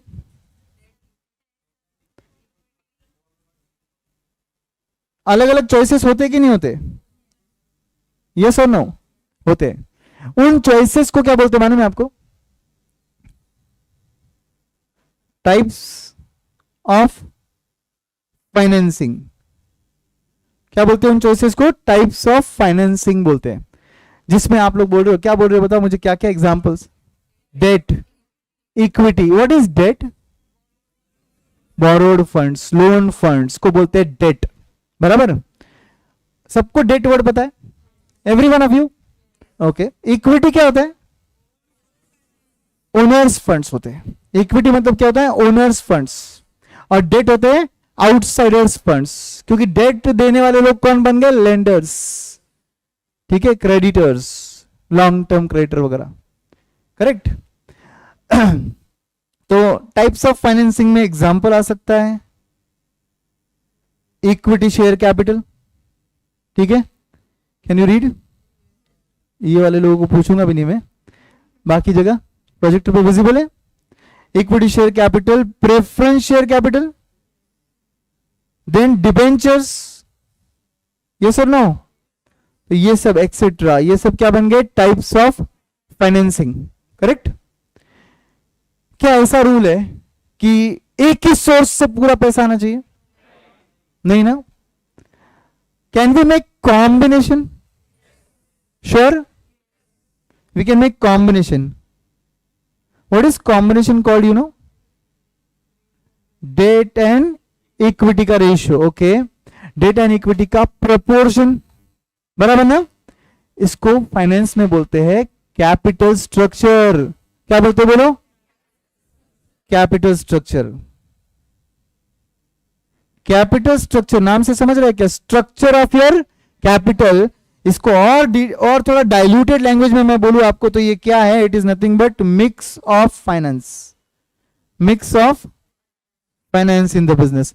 कितना डेट से पैसा आया, कितना इक्विटी से आया, उसका कॉम्बिनेशन, उसको बोलते हैं कैपिटल स्ट्रक्चर। समझ गए everyone? So suppose we want 100 crore, ठीक है प्रेम? We want 100 crores. So Prem, you tell me, if I procure 40 crores from equity, 60 crores from debt, so 40 crores and 60 crores को क्या बुलाएंगे? 40 crores plus 60 crores, 100 crores को क्या बुलाऊंगा मैं? कैपिटल स्ट्रक्चर नहीं बुलाऊंगा। Is it a mix of finance? नहीं, 40 plus 60, 100 crores की बात कर रहा हूं मैं। 100 crores क्या है? मिक्स ऑफ फाइनेंस नहीं है। 100 करोड़ कैपिटल एम्प्लॉयड है। क्या है बोलो? Capital employed. See I will tell you one fact before we go ahead. Finance में आप लोग अलग अलग शब्द पढ़ोगे, आज तक कभी नहीं सुने रहेंगे। ये शब्द जितने इसके लिए नए, उतने उसके लिए नए, हर एक के लिए नए। हम क्लास में इतनी बार यूज करेंगे कि आपको ये आदत हो जाएगी। Just give yourself some time to observe. समझा क्या बोला? खुद को टाइम दो। ऐसा मत सोचो कि फर्स्ट लेक्चर में सब कुछ समझ जाना चाहिए। अरे अभी तक नहीं समझा है, अरे ये क्या वर्ड आ गया, अभी कभी सुना नहीं था, किसी और ने अगर आंसर दे दिया कैपिटल स्ट्रक्चर, आपको पता नहीं था, डोंट वरी, कुछ फर्क नहीं गिरता। आपके पास इतनी बार क्लास में ये सब यूज होगा और बोले जाएगा ना कि आप लोग ऐसे इजीली बोल पाओगे। मगर सिर्फ खुद को टाइम दो। फर्स्ट डे सब कुछ डाइजेस्ट करने की कोशिश मत करो, ठीक है? Just use this words with me, ठीक है। मुझे बताओ, पूरे 100 करोड़ को मैंने क्या बुलाया? कैपिटल एम्प्लॉयड, ठीक है। अब 60-40 को क्या बुला रहे? मिक्स ऑफ फंड्स है ये। 60-40 बोलो या 3:2 बोलो, एक ही बात है ना, मैथ्स के दुश्मन हो, हाँ? 60 crore from debt, 40 crore from equity, 3:2। नहीं समझता है तो 6:4, कोई बड़ी बात नहीं है, ठीक है। तो this is called capital structure, ठीक है। कैपिटल स्ट्रक्चर क्यों डिसाइड करते हैं? ऐसा क्या शौक आता कि हमको अलग अलग सोर्सेस से पैसा लेना है? क्यों लेते? उनका कॉस्ट अलग है। अच्छा, कॉस्ट क्या होता है? कॉस्ट मतलब, वेरी गुड, उनका रिटर्न जो उनको देना होता है। चलो एक काम करते, क्लास है अपनी अभी, इस क्लास में जितने भी लोग मेरे राइट साइड है सामने, सब लोग इक्विटी वाले, ठीक है। ये लेफ्ट साइड वाले लोग जो है ना, ये सब डेट वाले लोग हैं, ठीक है। अपने क्लास में फिलहाल सिर्फ 2 कैटेगरी है, debt, equity, sorry equity and debt, ठीक है। आप सब लोग इक्विटी वाले और आप लोग डेट वाले। आपको रिटर्न क्या मिलेगा मेरे पास से? डिविडेंड मिलेगा। आपको रिटर्न क्या मिलेगा? इंटरेस्ट मिलेगा। दोनों कंपनी के लिए क्या है? कॉस्ट ही है ना, क्योंकि पैसा तो कंपनी ने दोनों से लिया है, रिटर्न कंपनी ही दे रहा है अपने जेब से, तो ये बन गया कॉस्ट ऑफ कैपिटल। जो कैपिटल मैंने आपसे लिया है उस पर मैं आपको पे कर रहा हूं कॉस्ट, आपके लिए रिटर्न है वो। Are you understanding? Are you with me? आपके लिए क्या बन गया? रिटर्न, बट मेरे लिए क्या है एज अ कंपनी? कॉस्ट। जेपिंग सबको समझ रहा है मैं क्या बात कर रहा हूं? Okay, so there is a very important consideration which is called as cost of capital. Every capital has different cost, बराबर। So we as a company, you as a finance manager of company, you will always try to dash the cost of capital, reduce, minimize या maximize? minimize करना है। cost of capital को अपने को minimize करना है, बराबर ना? the cost of capital should be dash preferred, it should be least preferred, बराबर क्या? कॉस्ट ऑफ कैपिटल कम होना चाहिए। Do you think cost of capital कम होना चाहिए? तो सपोज फॉर एग्जांपल डेट वालों का कॉस्ट 12% है, इक्विटी वालों का कॉस्ट सपोज 14% है, एग्जांपल। तो बेस्ट है ना, पूरा पैसा डेट से ले लो, बेस्ट है पूरा पैसा डेट से ले लो, क्यों नहीं?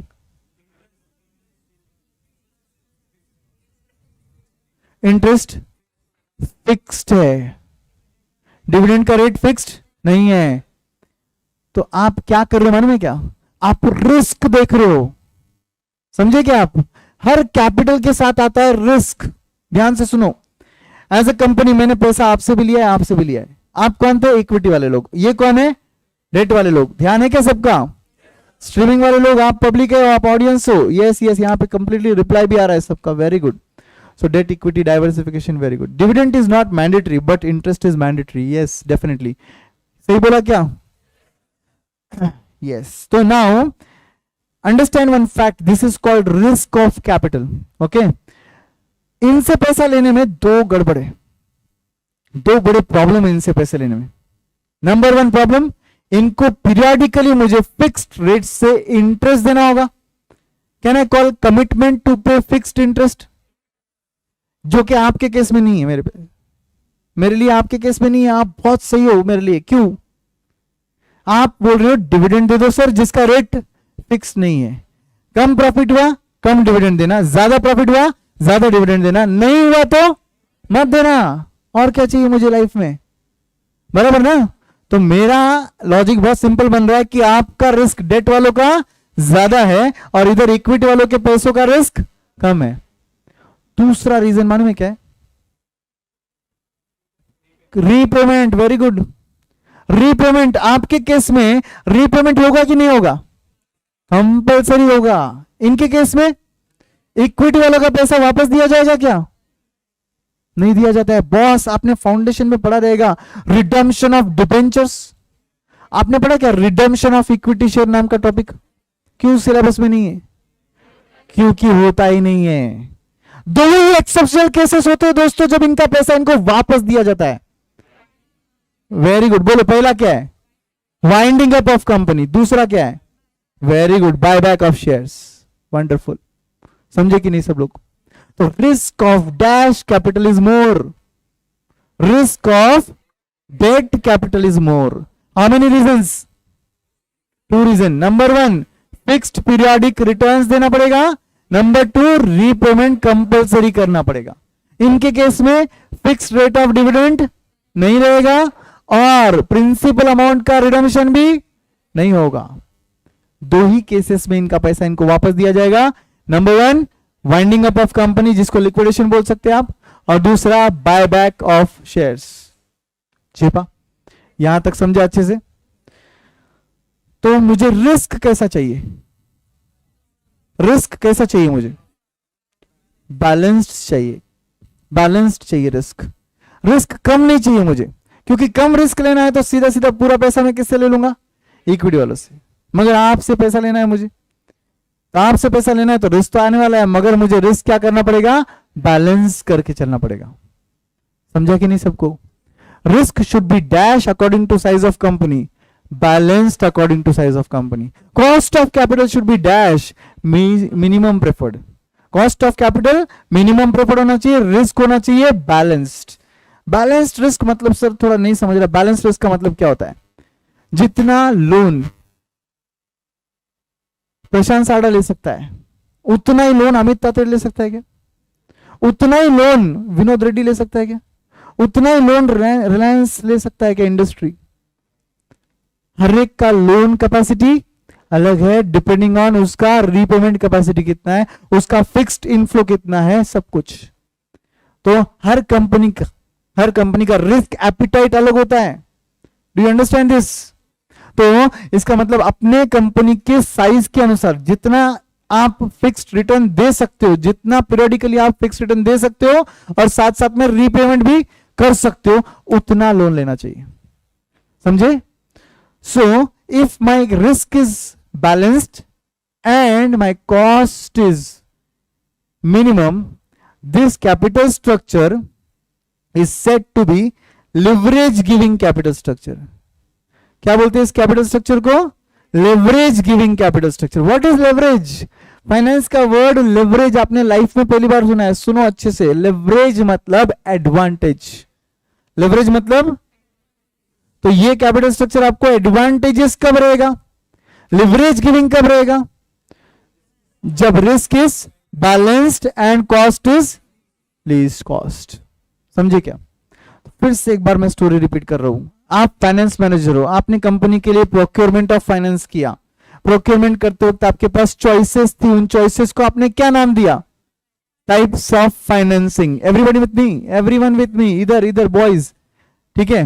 नाउ टाइप्स ऑफ फाइनेंसिंग में आपके पास डेट है, इक्विटी है, सब है। आपने क्या किया? उसका कॉम्बिनेशन, उसका मिक्स, क्या बोला है उसको? Capital structure. Capital structure fix करते वक्त, डिसाइड करते वक्त आपने कितने फैक्टर्स देखे?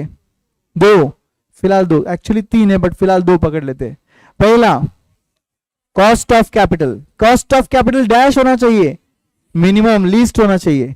And risk of capital balanced होना चाहिए, balanced according to size of company. समझ गए? अगर ये दोनों चीजें हो रही है तो आप इसको क्या बुलाओगे? Leverage giving capital structure. क्या बुलाते हो? Leverage giving capital structure. यहां तक का स्टोरी समझा? पैसा कंपनी में आ गया, आप फाइनेंस मैनेजर हो, आपका काम खत्म हो गया क्या? इनफैक्ट यहां से काम तो शुरू होता है। और इंपॉर्टेंट क्या होगा? अभी पैसा आ गया, 100 करोड़ आ गया, बैंक में एफडी करके रखना है क्या? एलोकेशन, उसको क्या करेंगे? यूटिलाइजेशन बोला था ना तुमने? यस। तो इन पैसों को क्या करना है मुझे? यूटिलाइजेशन करना है। ठीक है? इसमें 3 पार्ट्स आने वाले, तो आप सोच के वैसा फॉर्मेट ड्रॉ करना है तो कर लो। You want to draw this? Right. Procurement के नीचे एक लाइन ब्लैंक चाहिए मुझे, यहां पे मैं कुछ लिखने वाला हूं यहां पर। ठीक है?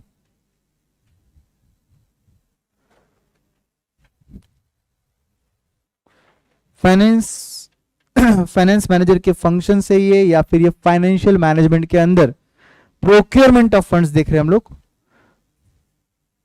प्रोक्योरमेंट ऑफ फंड्स के अंदर नीचे एक लाइन ब्लैंक छोड़ दो, उसके बाद लिखो types of financing, types of financing. Try to make one habit, एक बार चीजें समझ गई ना तो विदाउट देखे लिखने का और फिर स्क्रीन पे चेक करने का, ठीक है? विदाउट देखे ट्राई करो लिखना है, I won't say even a single word, और बाद में एंड में स्क्रीन की तरफ देखो, मैं सब कुछ बोल दूंगा स्क्रीन पे क्या लिखा है बाद में, ठीक है? Everyone try on your own.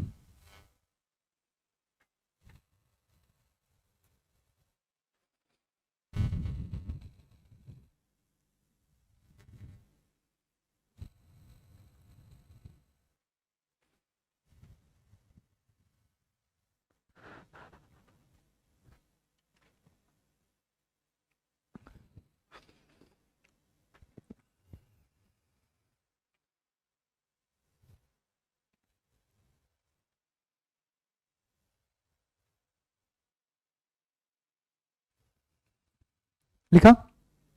क्या लिखा आपने? प्रोक्योरमेंट ऑफ फंड्स के अंदर टाइप्स ऑफ फाइनेंसिंग लिखा। टाइप्स ऑफ फाइनेंसिंग के अंदर आपने क्या लिखा? Equity share capital, preference share capital, debentures, loan from bank भी हो सकता है, कुछ भी हो सकता है, इसलिए एक्सेट्रा लिखा है वहां पर, ठीक है?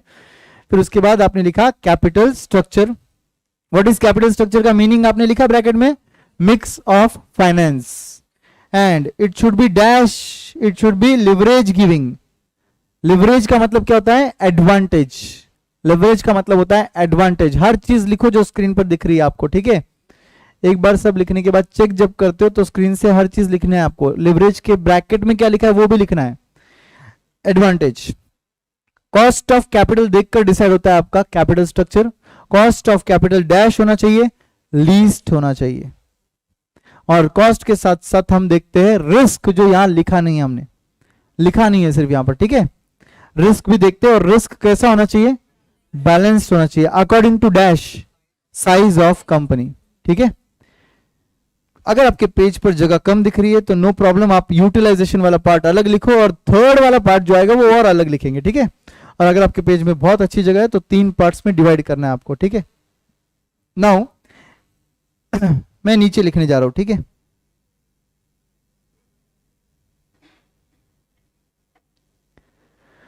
बोलो सेकेंड फंक्शन क्या आएगा?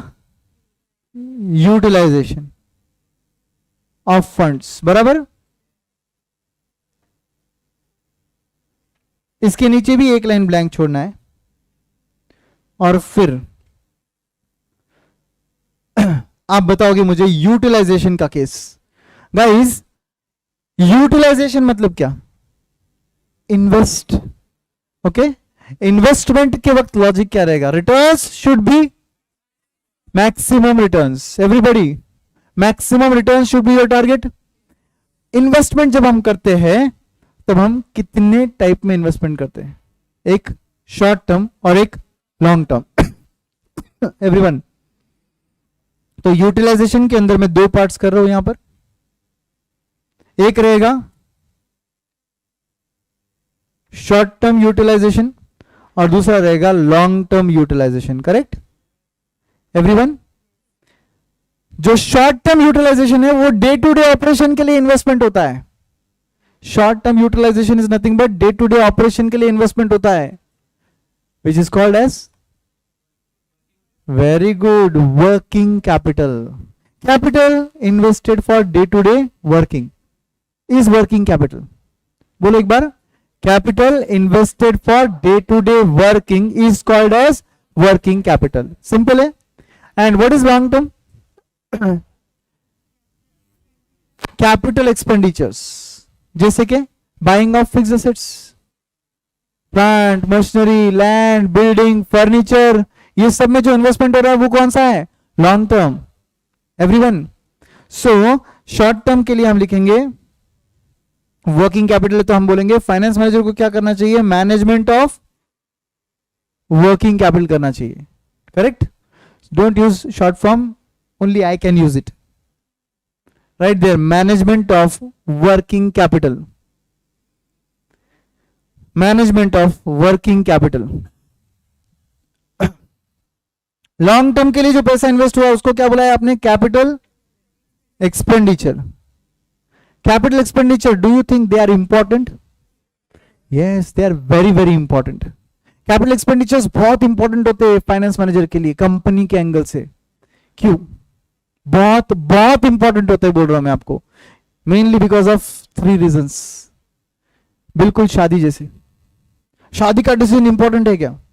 यस. नंबर 1, रीजन नंबर 1, शादी का डिसीजन क्यों इंपॉर्टेंट है? एक इंडियन वेडिंग है, खर्चा बहुत जोरदार होगा. इतना बड़ा खर्चा हो रहा है तो सोच समझ के इन्वेस्ट कर. राइट? शादी, big fat Indian weddings. Right? दूसरा, वन टाइम ही होती है जिंदगी में. इरिवर्सिबल बोलूंगा मैं इसको, इरिवर्सिबल इन नेचर. इंडिया में तो 7 जन्मों की शादी होती है भाई. एक जन्म में मिल गया तो 7 जन्म तक रिजर्व्ड है वो. तो इरिवर्सिबल इन नेचर. एंड तीसरा, लॉन्ग टर्म इंपैक्ट. एक सही इंसान तुम्हारी जिंदगी में आएगा, जिंदगी बन जाएगी. और वही इंसान अगर, आप समझ लो आपकी जिंदगी में क्या होगा अगर गलत निकला तो भाई इसका मतलब ये होता है, जैसे यहां पर 3 चीजें बोली है, वैसे सेम टू सेम 3 चीजें कहां आएगी? कैपिटल एक्सपेंडिचर्स में आएगी. Come on, forget marriage now, come to capital expenditure and just tell me, capital expenditure number 1, huge investment होता है कि नहीं? यस, बिकॉज आप देख रहे हो आपके बैलेंस शीट्स में नॉर्मली फिक्स एसेट्स में इन्वेस्टमेंट्स ज्यादा दिखेंगे, करंट एसेट्स में कम दिखेंगे नॉर्मली. ठीक है. दूसरा, इरिवर्सिबल. आप एक बार फिक्स एसेट्स ले लेते हो, प्लांट बिल्डिंग मशीनरी खरीद लिया है, तो उसको रिटर्न कर सकते क्या? गुड्स रिटर्न की एंट्री पास की आपने अकाउंट्स में, goods return. Yes. Asset return की एंट्री पास की क्या कभी? एक बार ले लिया तो ऑब्वियसली आपको उसी के साथ आगे काम करना है. सपोज आप डिसाइड कर रहे हो कि आपको नहीं सेल ऑफ करना है, तो आपको ह्यूज कैपिटल लॉस होगा. क्या होगा? ह्यूज कैपिटल लॉस होगा. तो can I call this as irreversible in nature. And third, long term impact. एक सही डिसीजन लिया आपने, सही एसेट में इन्वेस्टमेंट किया, तो आपको आने वाले कुछ साल तक अच्छे कैश फ्लोज मिलेंगे, अच्छा प्रॉफिट्स मिलेगा. और एक गलत एसेट में इन्वेस्टमेंट कर दिया तो ऑब्वियसली आने वाले कुछ साल आपके कम प्रॉफिट्स में जाएंगे. समझ रहे बात को आप? तो capital expenditure are the important. Reason number 1, huge investment involved. Huge investment involved. Don't use short form. I can use it. I am dictating everything for you. Huge investment involved. दूसरा, irreversible in nature. Irreversible in nature. And तीसरा, long term impact. Long term impact. So if they are so important, so obviously finance manager has to be extra careful for making this kind of expenditures. बराबर ना? And therefore he uses special technique for capital expenditures. इस capital expenditure को evaluate करने के लिए, क्या करने के लिए? Evaluate करने के लिए he uses capital budgeting. He uses capital budgeting techniques. He uses capital budgeting technique and risk analysis and risk analysis. Capital budgeting technique and risk analysis. Because ऐसे expenditures में risk भी बहुत होता है, तो उसको भी इवैल्यूएट करना होता है, एनालाइज करना होता है. एंड कैपिटल बजटिंग टेक्निक क्या है, वो बात की बात है.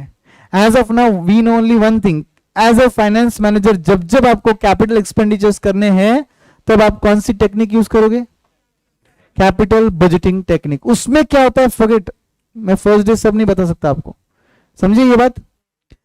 कैपिटल बजटिंग टेक्निक एंड उसके साथ साथ रिस्क एनालिसिस भी करना पड़ता है, क्योंकि ये एक्सपेंडिचर्स बहुत बड़े अमाउंट के हैं, तो रिस्क एनालिसिस भी करना पड़ता है.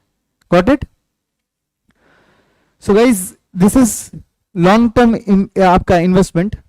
शॉर्ट टर्म इन्वेस्टमेंट्स के केस में आपने क्या लिखा? Management of working capital. Utilization of funds ऐसा होता है. यूटिलाइजेशन के केस में शॉर्ट टर्म में, डे टू डे में आप जो प्रॉफिट्स कमाते हो एज अ कंपनी, वो पूरे के पूरे डिस्ट्रीब्यूट कर देंगे क्या हम लोग? For example, we are earning good profits, we paid to debt holders, what we paid to you? Interest.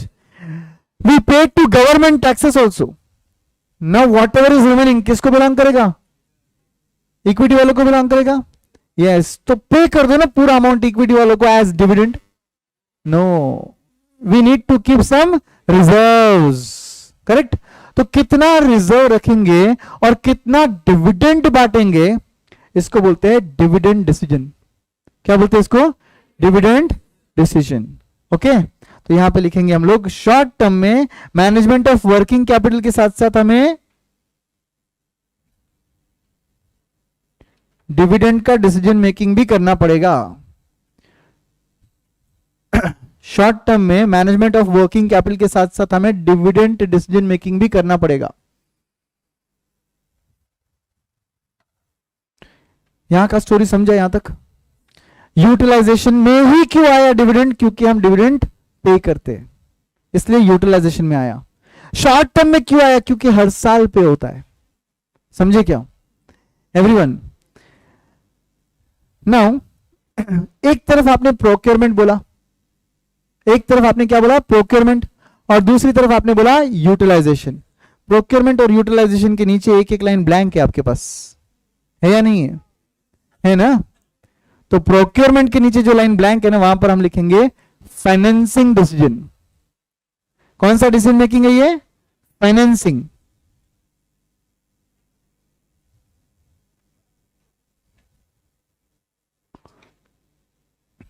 Financing decision making.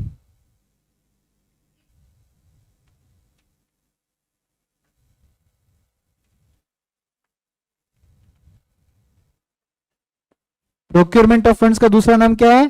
Financing decision. What is investment का दूसरा नाम? आपका यूटिलाइजेशन का दूसरा नाम क्या बन गया? इन्वेस्टमेंट. तो क्या बोलेंगे यहां पर? Investment decision. तो दो नाम हो गए, एक हो गया फाइनेंसिंग, एक हो गया इन्वेस्टमेंट. फाइनेंसिंग मतलब प्रोक्योरमेंट ऑफ फंड्स, इन्वेस्टमेंट मतलब यूटिलाइजेशन ऑफ फंड्स. इन्वेस्टमेंट कितने टाइप के हुए? दो. पहला शॉर्ट टर्म, उसमें क्या आता है?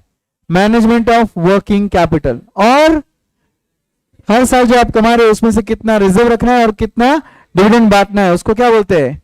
Dividend decision. ठीक है. और उसके बाद लॉन्ग टर्म के लिए जो इन्वेस्टमेंट होता है उसको क्या बुलाते हो आप? Capital expenditures. Are they important? Yes. Why? Huge investment, irreversible in nature, long term impacts. Correct everyone? And to evaluate capital expenditures, finance manager क्या करता है? फाइनेंस मैनेजर क्या करता है? Capital budgeting technique and risk analysis. Understood? पैसा आया, invest भी हो गया, काम खत्म. यस. मगर फिर पैसा आना चाहिए था, वहां पे आपने कॉस्ट ऑफ कैपिटल में लिखा था लीस्ट कॉस्ट. पैसा इन्वेस्टमेंट के वहां पे आप बोल रहे हो रिटर्न्स चाहिए मैक्सिमम. Do you understand? जितना पैसों का कॉस्ट कम रहेगा, जितना पैसों का कॉस्ट कम रहेगा और रिटर्न्स जितने इन्वेस्ट कर ज्यादा आएंगे, कंपनी का प्रॉफिट उतना ज्यादा रहेगा. Do you understand this fact? मेरे पैसे जो आ रहे हैं उसका कॉस्ट क्या चाहिए? कम. इन्वेस्ट कर रिटर्न्स क्या चाहिए? ज्यादा. तो इनके बीच का गैप को क्या बुलाएंगे? प्रॉफिट्स. करेक्ट. ऐसा होना चाहिए. ऐसा हो रहा है या नहीं हो रहा है, उसको इवैल्यूएट करना भी तो चाहिए ना. इसको बोलते हैं परफॉर्मेंस इवैल्यूएशन. तीसरा फंक्शन, लास्ट फंक्शन क्या आता है? Performance evaluation. आपको सिलेबस दिया गया, आप पढ़ना चाहिए. आप पढ़ रहे हो या नहीं पढ़ रहे हो, उसका परफॉर्मेंस इवैल्यूएशन होता है क्या? यस. आपके हर साल एग्जाम्स होते हैं. करेक्ट. कंपनी का भी तो होना चाहिए ना performance evaluation.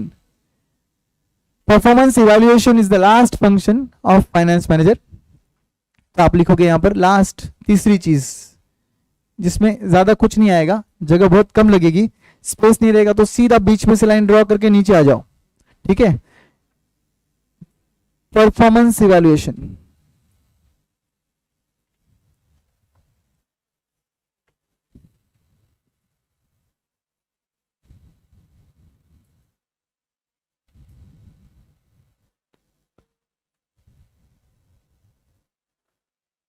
performance evaluation is done using tools of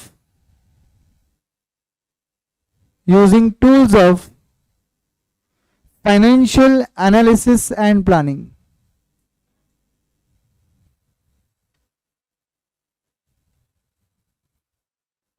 Is done using tools of financial analysis and planning. इसमें टूल्स में एक ही टूल है, मेन टूल है, वो है रेशियो एनालिसिस. मेन टूल आता है रेशियो एनालिसिस, उसके साथ साथ आता है कैश फ्लो एनालिसिस, जिसको आप लोग बोलते हो कैश फ्लो स्टेटमेंट, और फंड फ्लो एनालिसिस, जिसको बोलते हैं फंड फ्लो स्टेटमेंट. तो परफॉर्मेंस इवैल्यूएशन के लिए मेनली क्या आता है? Ratio analysis. उसके साथ साथ मैंने आपको सिर्फ दो नाम बोले, लिखे नहीं है, बोले आपको. पहला कैश फ्लो स्टेटमेंट, दूसरा फंड फ्लो स्टेटमेंट. ठीक है, आपको लिखना एक ही नाम है जो यहां पे दिख रहा है. ठीक है, performance evaluation is done using ratio analysis. Performance evaluation मतलब क्या? आपकी कंपनी कैसे परफॉर्म कर रही है. इसके अंदर भी दो टाइप से मालूम है, एक होता है इंटरफर्म और एक होता है इंट्राफर्म. इंटरफर्म मतलब क्या? Between two firms, same year two firms. समझा क्या? आपका परफॉर्मेंस 2021 22 में आपके कॉम्पिटिटर के मुकाबले, इसको क्या बुलाएंगे? इंटरफर्म. एंड दूसरा नाम क्या बोला? इंट्रा. इंट्राफर्म मतलब हमारे ही कंपनी का परफॉर्मेंस हमारे ही साथ, सिर्फ दो अलग अलग ईयर्स में. लास्ट ईयर में क्या परफॉर्म किया था, इस बार क्या किया. अरे इतने दूर क्यों जाएंगे, आपका भी तो परफॉर्मेंस इवैल्यूएशन ऐसे ही होता है. जब आपका रिजल्ट आता है, तेरे फ्रेंड को कितने हैं, क्या बन गया? इंटरफर्म. राइट. अब आप बोलते हो मम्मा उसको मेरे से भी कम है. कोई बात नहीं गधे, मगर तेरे को तो पिछले साल अच्छे थे, तेरे को तो पिछले साल अच्छे थे, तो ये क्या बन गया? इंट्राफर्म. करेक्ट ना? हमारा परफॉर्मेंस हमारी पिछले साल के साथ करेंगे तो इंट्रा. हमारा परफॉर्मेंस उस साल का हमारे कॉम्पिटिटर के उसी साल से हो रहा है, क्या बन गया? इंटरफर्म. समझ गए? आप दोनों नाम बोलोगे मुझे, इंट्रा इंटर आपके सामने. हाँ, आप मुझे दोनों का मीनिंग बताओगे. दो फर्म अलग अलग, ईयर्स सेम, एंड इंट्रा वही फर्म पिछले साल और इस साल. सही है क्या एवरीवन? तो सिर्फ आपकी जानकारी के लिए यहां पे लिखना है तो लिख दो, परफॉर्मेंस इवैल्यूएशन इंटर फर्म हो सकता है, इंट्रा फर्म भी हो सकता है. Inter firm, intra firm.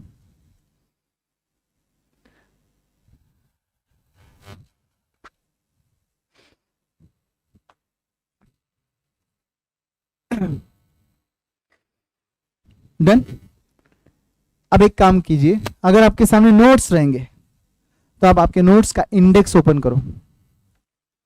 Notes का इंडेक्स ओपन करो एक बार. और हमने अभी तक जो भी डिस्कस किया ना, ये और कुछ नहीं, आपके फाइनेंशियल मैनेजमेंट का पूरा सिलेबस था. देख लो अच्छे से. फर्स्ट टॉपिक का नाम है बेसिक्स ऑफ फाइनेंशियल मैनेजमेंट, जिसको मैं नंबर 1 उधर लिख रहा हूं. Basics of scope and objective of financial management मतलब बेसिक्स ऑफ फाइनेंशियल मैनेजमेंट. ठीक है. दूसरे टॉपिक का नाम क्या है? लेवरेज. दिखा क्या आपको? लेवरेज हमने डिस्कस किया ना.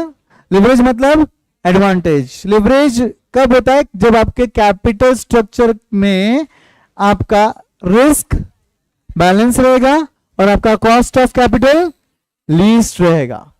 याद आया? Okay. Third, capital structure. What is the meaning of capital structure? Mix और कॉम्बिनेशन ऑफ फंड्स. अंडरस्टूड? उसको बोलते हैं capital structure.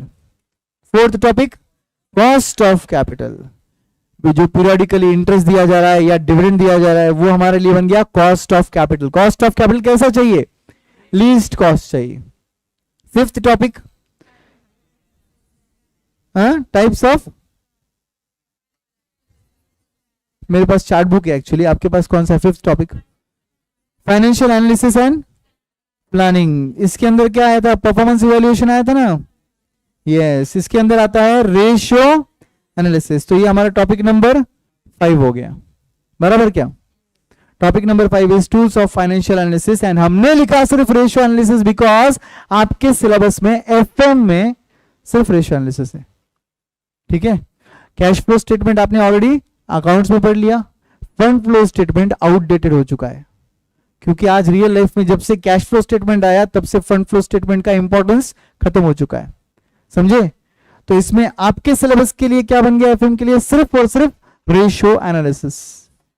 Next topic is 6th one, types of financing. पढ़ा क्या हमने इसका नाम, यस। प्रोक्योरमेंट ऑफ फंड्स के अंदर आता है टाइप्स ऑफ फाइनेंसिंग, मतलब डिफरेंट सोर्सेस ऑफ फाइनेंस, कहां कहां से आपकी कंपनी का पैसा आ सकता है, उसे हम बोलते हैं टाइप्स ऑफ फाइनेंसिंग, बराबर।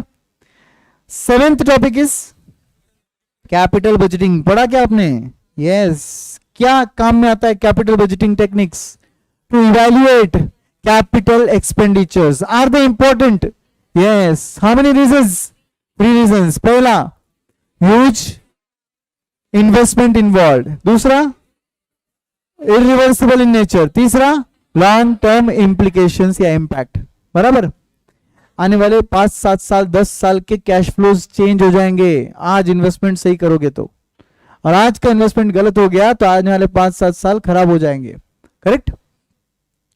8th topic is risk analysis in capital budgeting. उसी के नीचे एंड रिस्क एनालिसिस लिखा है ना, तो रिस्क एनालिसिस भी करना पड़ता है कैपिटल बजटिंग के साथ साथ, because these are huge investments, तो इनके अंदर होता है रिस्क, उसको अच्छे से एनालाइज करना हम चैप्टर नंबर 8 में देखेंगे। चैप्टर नंबर 9, डिविडेंड डिसीजंस, जो कि शॉर्ट टर्म में आता है। क्या होता है dividend decisions, how much profits should be distributed in the form of dividends and how much profit should be retained in the form of reserves and surplus. Bye the way, reserves and surplus का दूसरा नाम भी है, मालूम है। Reserves and surplus को बोलते हैं फ्लोइंग बैक ऑफ प्रॉफिट्स। क्या बोलते हैं, फ्लोइंग बैक ऑफ प्रॉफिट्स। अब मैं आपको फनी एलिमेंट बताता हूं, सीए इंटर में एक क्वेश्चन आया था, write a short note on flowing back of profits. Students बाहर आके बोले out of syllabus. Institute loves alternative names, so इसलिए याद रखो फ्लोइंग बैक, फ्लो बैक समझता क्या। सो अगर प्रॉफिट बीच में कमा के रख दिया, आपको दे दिया, गवर्नमेंट को दे दिया, हमारे और इसके बीच, ये इक्विटी वाले, ये कंपनी है, हमारे बीच प्रॉफिट रखा हुआ है, कुछ प्रॉफिट मैंने खुद के पास रख लिया, बोला बचाओ ले लो, तो ये जो मैंने फ्लो बैक किया है इसको क्या बोलेंगे, रिजर्व्स एंड सरप्लस, बराबर ना, is called as flowing back of profits. Understood. Last topic is management of working capital, topic number 10। तो ओवरऑल कुल मिलाकर एफएम में कितने टॉपिक्स रहेंगे, 10 बस। और ये 10 टॉपिक्स हमको बहुत ही अच्छी तरीके से समझना है। हमने आज फर्स्ट डे सबसे बड़ा काम कर लिया, सिलेबस को ही पढ़ लिया हमने। अब अगर कोई जाके आपको बोलेगा डिविडेंड डिसीजन आपको पता है एफएम में है, बस कोई भी काम करे सब्जेक्ट को पढ़ने के पहले उसका इंडेक्स क्लियरली पढ़ने का कॉन्फिडेंस आ जाता। अचानक से कोई भी कुछ भी शब्द बोल दिया तो एटलीस्ट पता रहता है कि ये कहां है, और थोड़ा बहुत धुंधला धुंधला उसका मीनिंग भी पता है आज आपको, बराबर ना। Do one thing, will close the book, okay, once will revise everything, ठीक है। बोलो finance manager, don't pack up the book. Revision मतलब ये बीच का रिवीजन है, ठीक है, पैकअप मत करना, बैग में डालना चालू हो गया किसी का। फाइनेंस मैनेजर के फंक्शंस, पहला फंक्शन प्रोक्योरमेंट ऑफ फंड्स का दूसरा नाम financing decisions, very good, financing decision function भी बोल सकते हैं आप, फाइनेंसिंग फंक्शन भी बोल सकते हैं, फाइनेंसिंग डिसीजन भी बोल सकते हैं, ठीक है। पैसा लाना, प्रोक्योरमेंट ऑफ फंड्स, उसके अंदर वेरियस चॉइसेस को क्या बोलते हैं, types of financing, equity, debt, सब आता है, ठीक है। उसके बाद इनका कॉम्बिनेशन कैपिटल स्ट्रक्चर, बराबर। कैपिटल स्ट्रक्चर को डिसाइड करते वक्त कॉस्ट ऑफ कैपिटल देखा जाता है, कॉस्ट ऑफ कैपिटल लीस्ट चाहिए, बाय द वे रिस्क भी देखा जाता है, risk should be balance, cost of capital least है, रिस्क बैलेंस्ड है, क्या आप बुलाएंगे कैपिटल स्ट्रक्चर को? Leverage giving capital structure. What is leverage? Very good, advantage. Wonderful, यहां तक समझा? क्या आ गया? पैसा आ गया. अब यूटिलाइजेशन ऑफ फंड्स, दूसरा नाम इन्वेस्टमेंट डिसीजन या फिर इन्वेस्टमेंट फंक्शन. ठीक है, इन्वेस्टमेंट फंक्शन में कितने टाइप के इन्वेस्टमेंट्स है? दो टाइप के इन्वेस्टमेंट, एक शॉर्ट टर्म, दूसरा लॉन्ग टर्म. शॉर्ट टर्म में management of working capital, correct, and dividend decision making, बराबर. एंड लॉन्ग टर्म में capital expenditures. Are they important? How many reasons? पहला, ह्यूज इन्वेस्टमेंट इन्वॉल्व, दूसरा irreversible in nature, तीसरा long term impacts. Okay, and therefore finance manager uses capital budgeting techniques for evaluation of capital expenditure and risk analysis in capital budgeting. बराबर, यहां तक का story clear. ये क्या बन गया? यूटिलाइजेशन. इसका दूसरा नाम क्या बोला आपने? इन्वेस्टमेंट. क्या टारगेट है इन्वेस्टमेंट का? Maximum returns, correct. तीसरा, ये होना चाहिए था प्रोक्योरमेंट, यूटिलाइजेशन, ये सही से हो रहा है या नहीं हो रहा है, उसके लिए परफॉर्मेंस इवैल्यूएशन. परफॉर्मेंस इवैल्यूएशन कितने टाइप के हैं? दो टाइप के हैं, पहला इंटर फर्म, दूसरा इंट्रा फर्म. परफॉर्मेंस इवैल्यूएशन के लिए क्या यूज होता है? Tools of financial analysis and planning. बोलो एक बार, tools of financial analysis and planning, जिसमें आता है रेशियो एनालिसिस, उसके साथ साथ कैश फ्लो, फंड फ्लो भी आते हैं, बट हमारे सिलेबस में नहीं है. यहां तक का पूरा लॉजिक क्लियर है? आपको मालूम है procurement of funds, utilization of funds is nothing but balance sheet. Balance sheet ही तो है भाई. बोलो लायबिलिटी साइड क्या है? Procurement of funds. Liability side आपको दिखा रहा है पैसा कहां से आया, करेक्ट, उसका कॉम्बिनेशन भी दिखा रहा है, टोटल भी दिखा रहा है. Bye the way combination of funds को क्या बोलते हैं? Capital structure. अलग अलग चॉइसेस को क्या बोलते हैं? Types of financing. उसके कॉम्बिनेशन को क्या बोलते हैं? Capital structure. टोटल को क्या बोलते हैं? Very good, capital employed. Total of all the funds, long term mainly, उसको क्या बोलते हैं? Capital employed. पहली बार पढ़ रहे हो, पहली बार यूज कर रहे हो ये शब्द, तो कोई बात नहीं, किसी को जल्दी क्लिक होगा, किसी को लेट, बट क्लिक होना इंपॉर्टेंट है. ठीक है, अब एसेट साइड आ जाओ. एसेट साइड को क्या बुलाएंगे हम लोग? Utilization of funds. उसमें ऊपर क्या लिखा रहता है? Fix assets. What is that? Long term. नीचे क्या है? Current assets. वो क्या है? Short term. बराबर है. डेली बेसिस पर मैं बैलेंस शीट बनाऊंगा. बोलो फिक्स एसेट्स का बैलेंस चेंज होगा क्या? मगर करंट एसेट्स का बैलेंस चेंज होगा. स्टॉक, डेटर, क्रेडिटर सब चेंज होते हैं ना. यस. वर्किंग कैपिटल ना, उसका फॉर्मूला है, मानो मैं आपको वर्किंग कैपिटल का क्या फॉर्मूला है, किसी को पता है? वर्किंग कैपिटल का formula, working capital is nothing but current assets minus current liability. Why but why this is the formula? Every formula we will derive in class, या फिर उसका लॉजिक क्या है वो देखेंगे. तो आप current assets minus current liability को वर्किंग कैपिटल क्यों बोल रहे हो? बिकॉज अगर आप 2 मिनट के लिए बैलेंस शीट अभी अभी जो डिस्कस किया वैसा सोचोगे, तो बैलेंस शीट में एसेट साइड में आपको फिक्स एसेट्स दिखेंगे जो कि लॉन्ग टर्म है, करंट एसेट्स दिखेंगे जो कि शॉर्ट टर्म है. सपोज वो 100 है,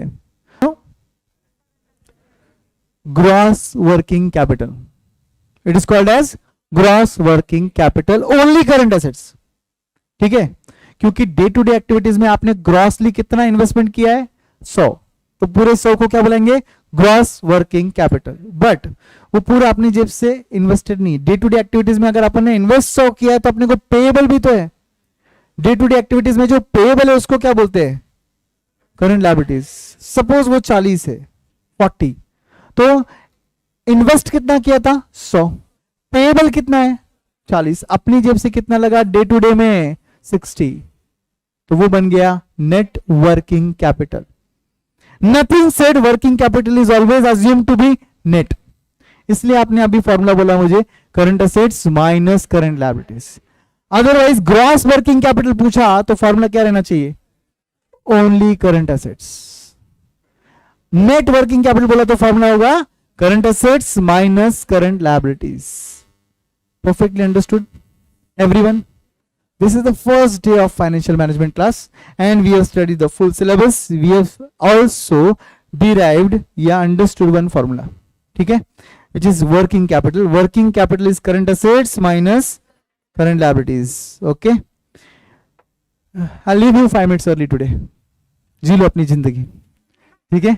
I'll leave you 5 minutes early today. See you tomorrow guys with more enthusiasm, everybody. Goodbye. See you soon.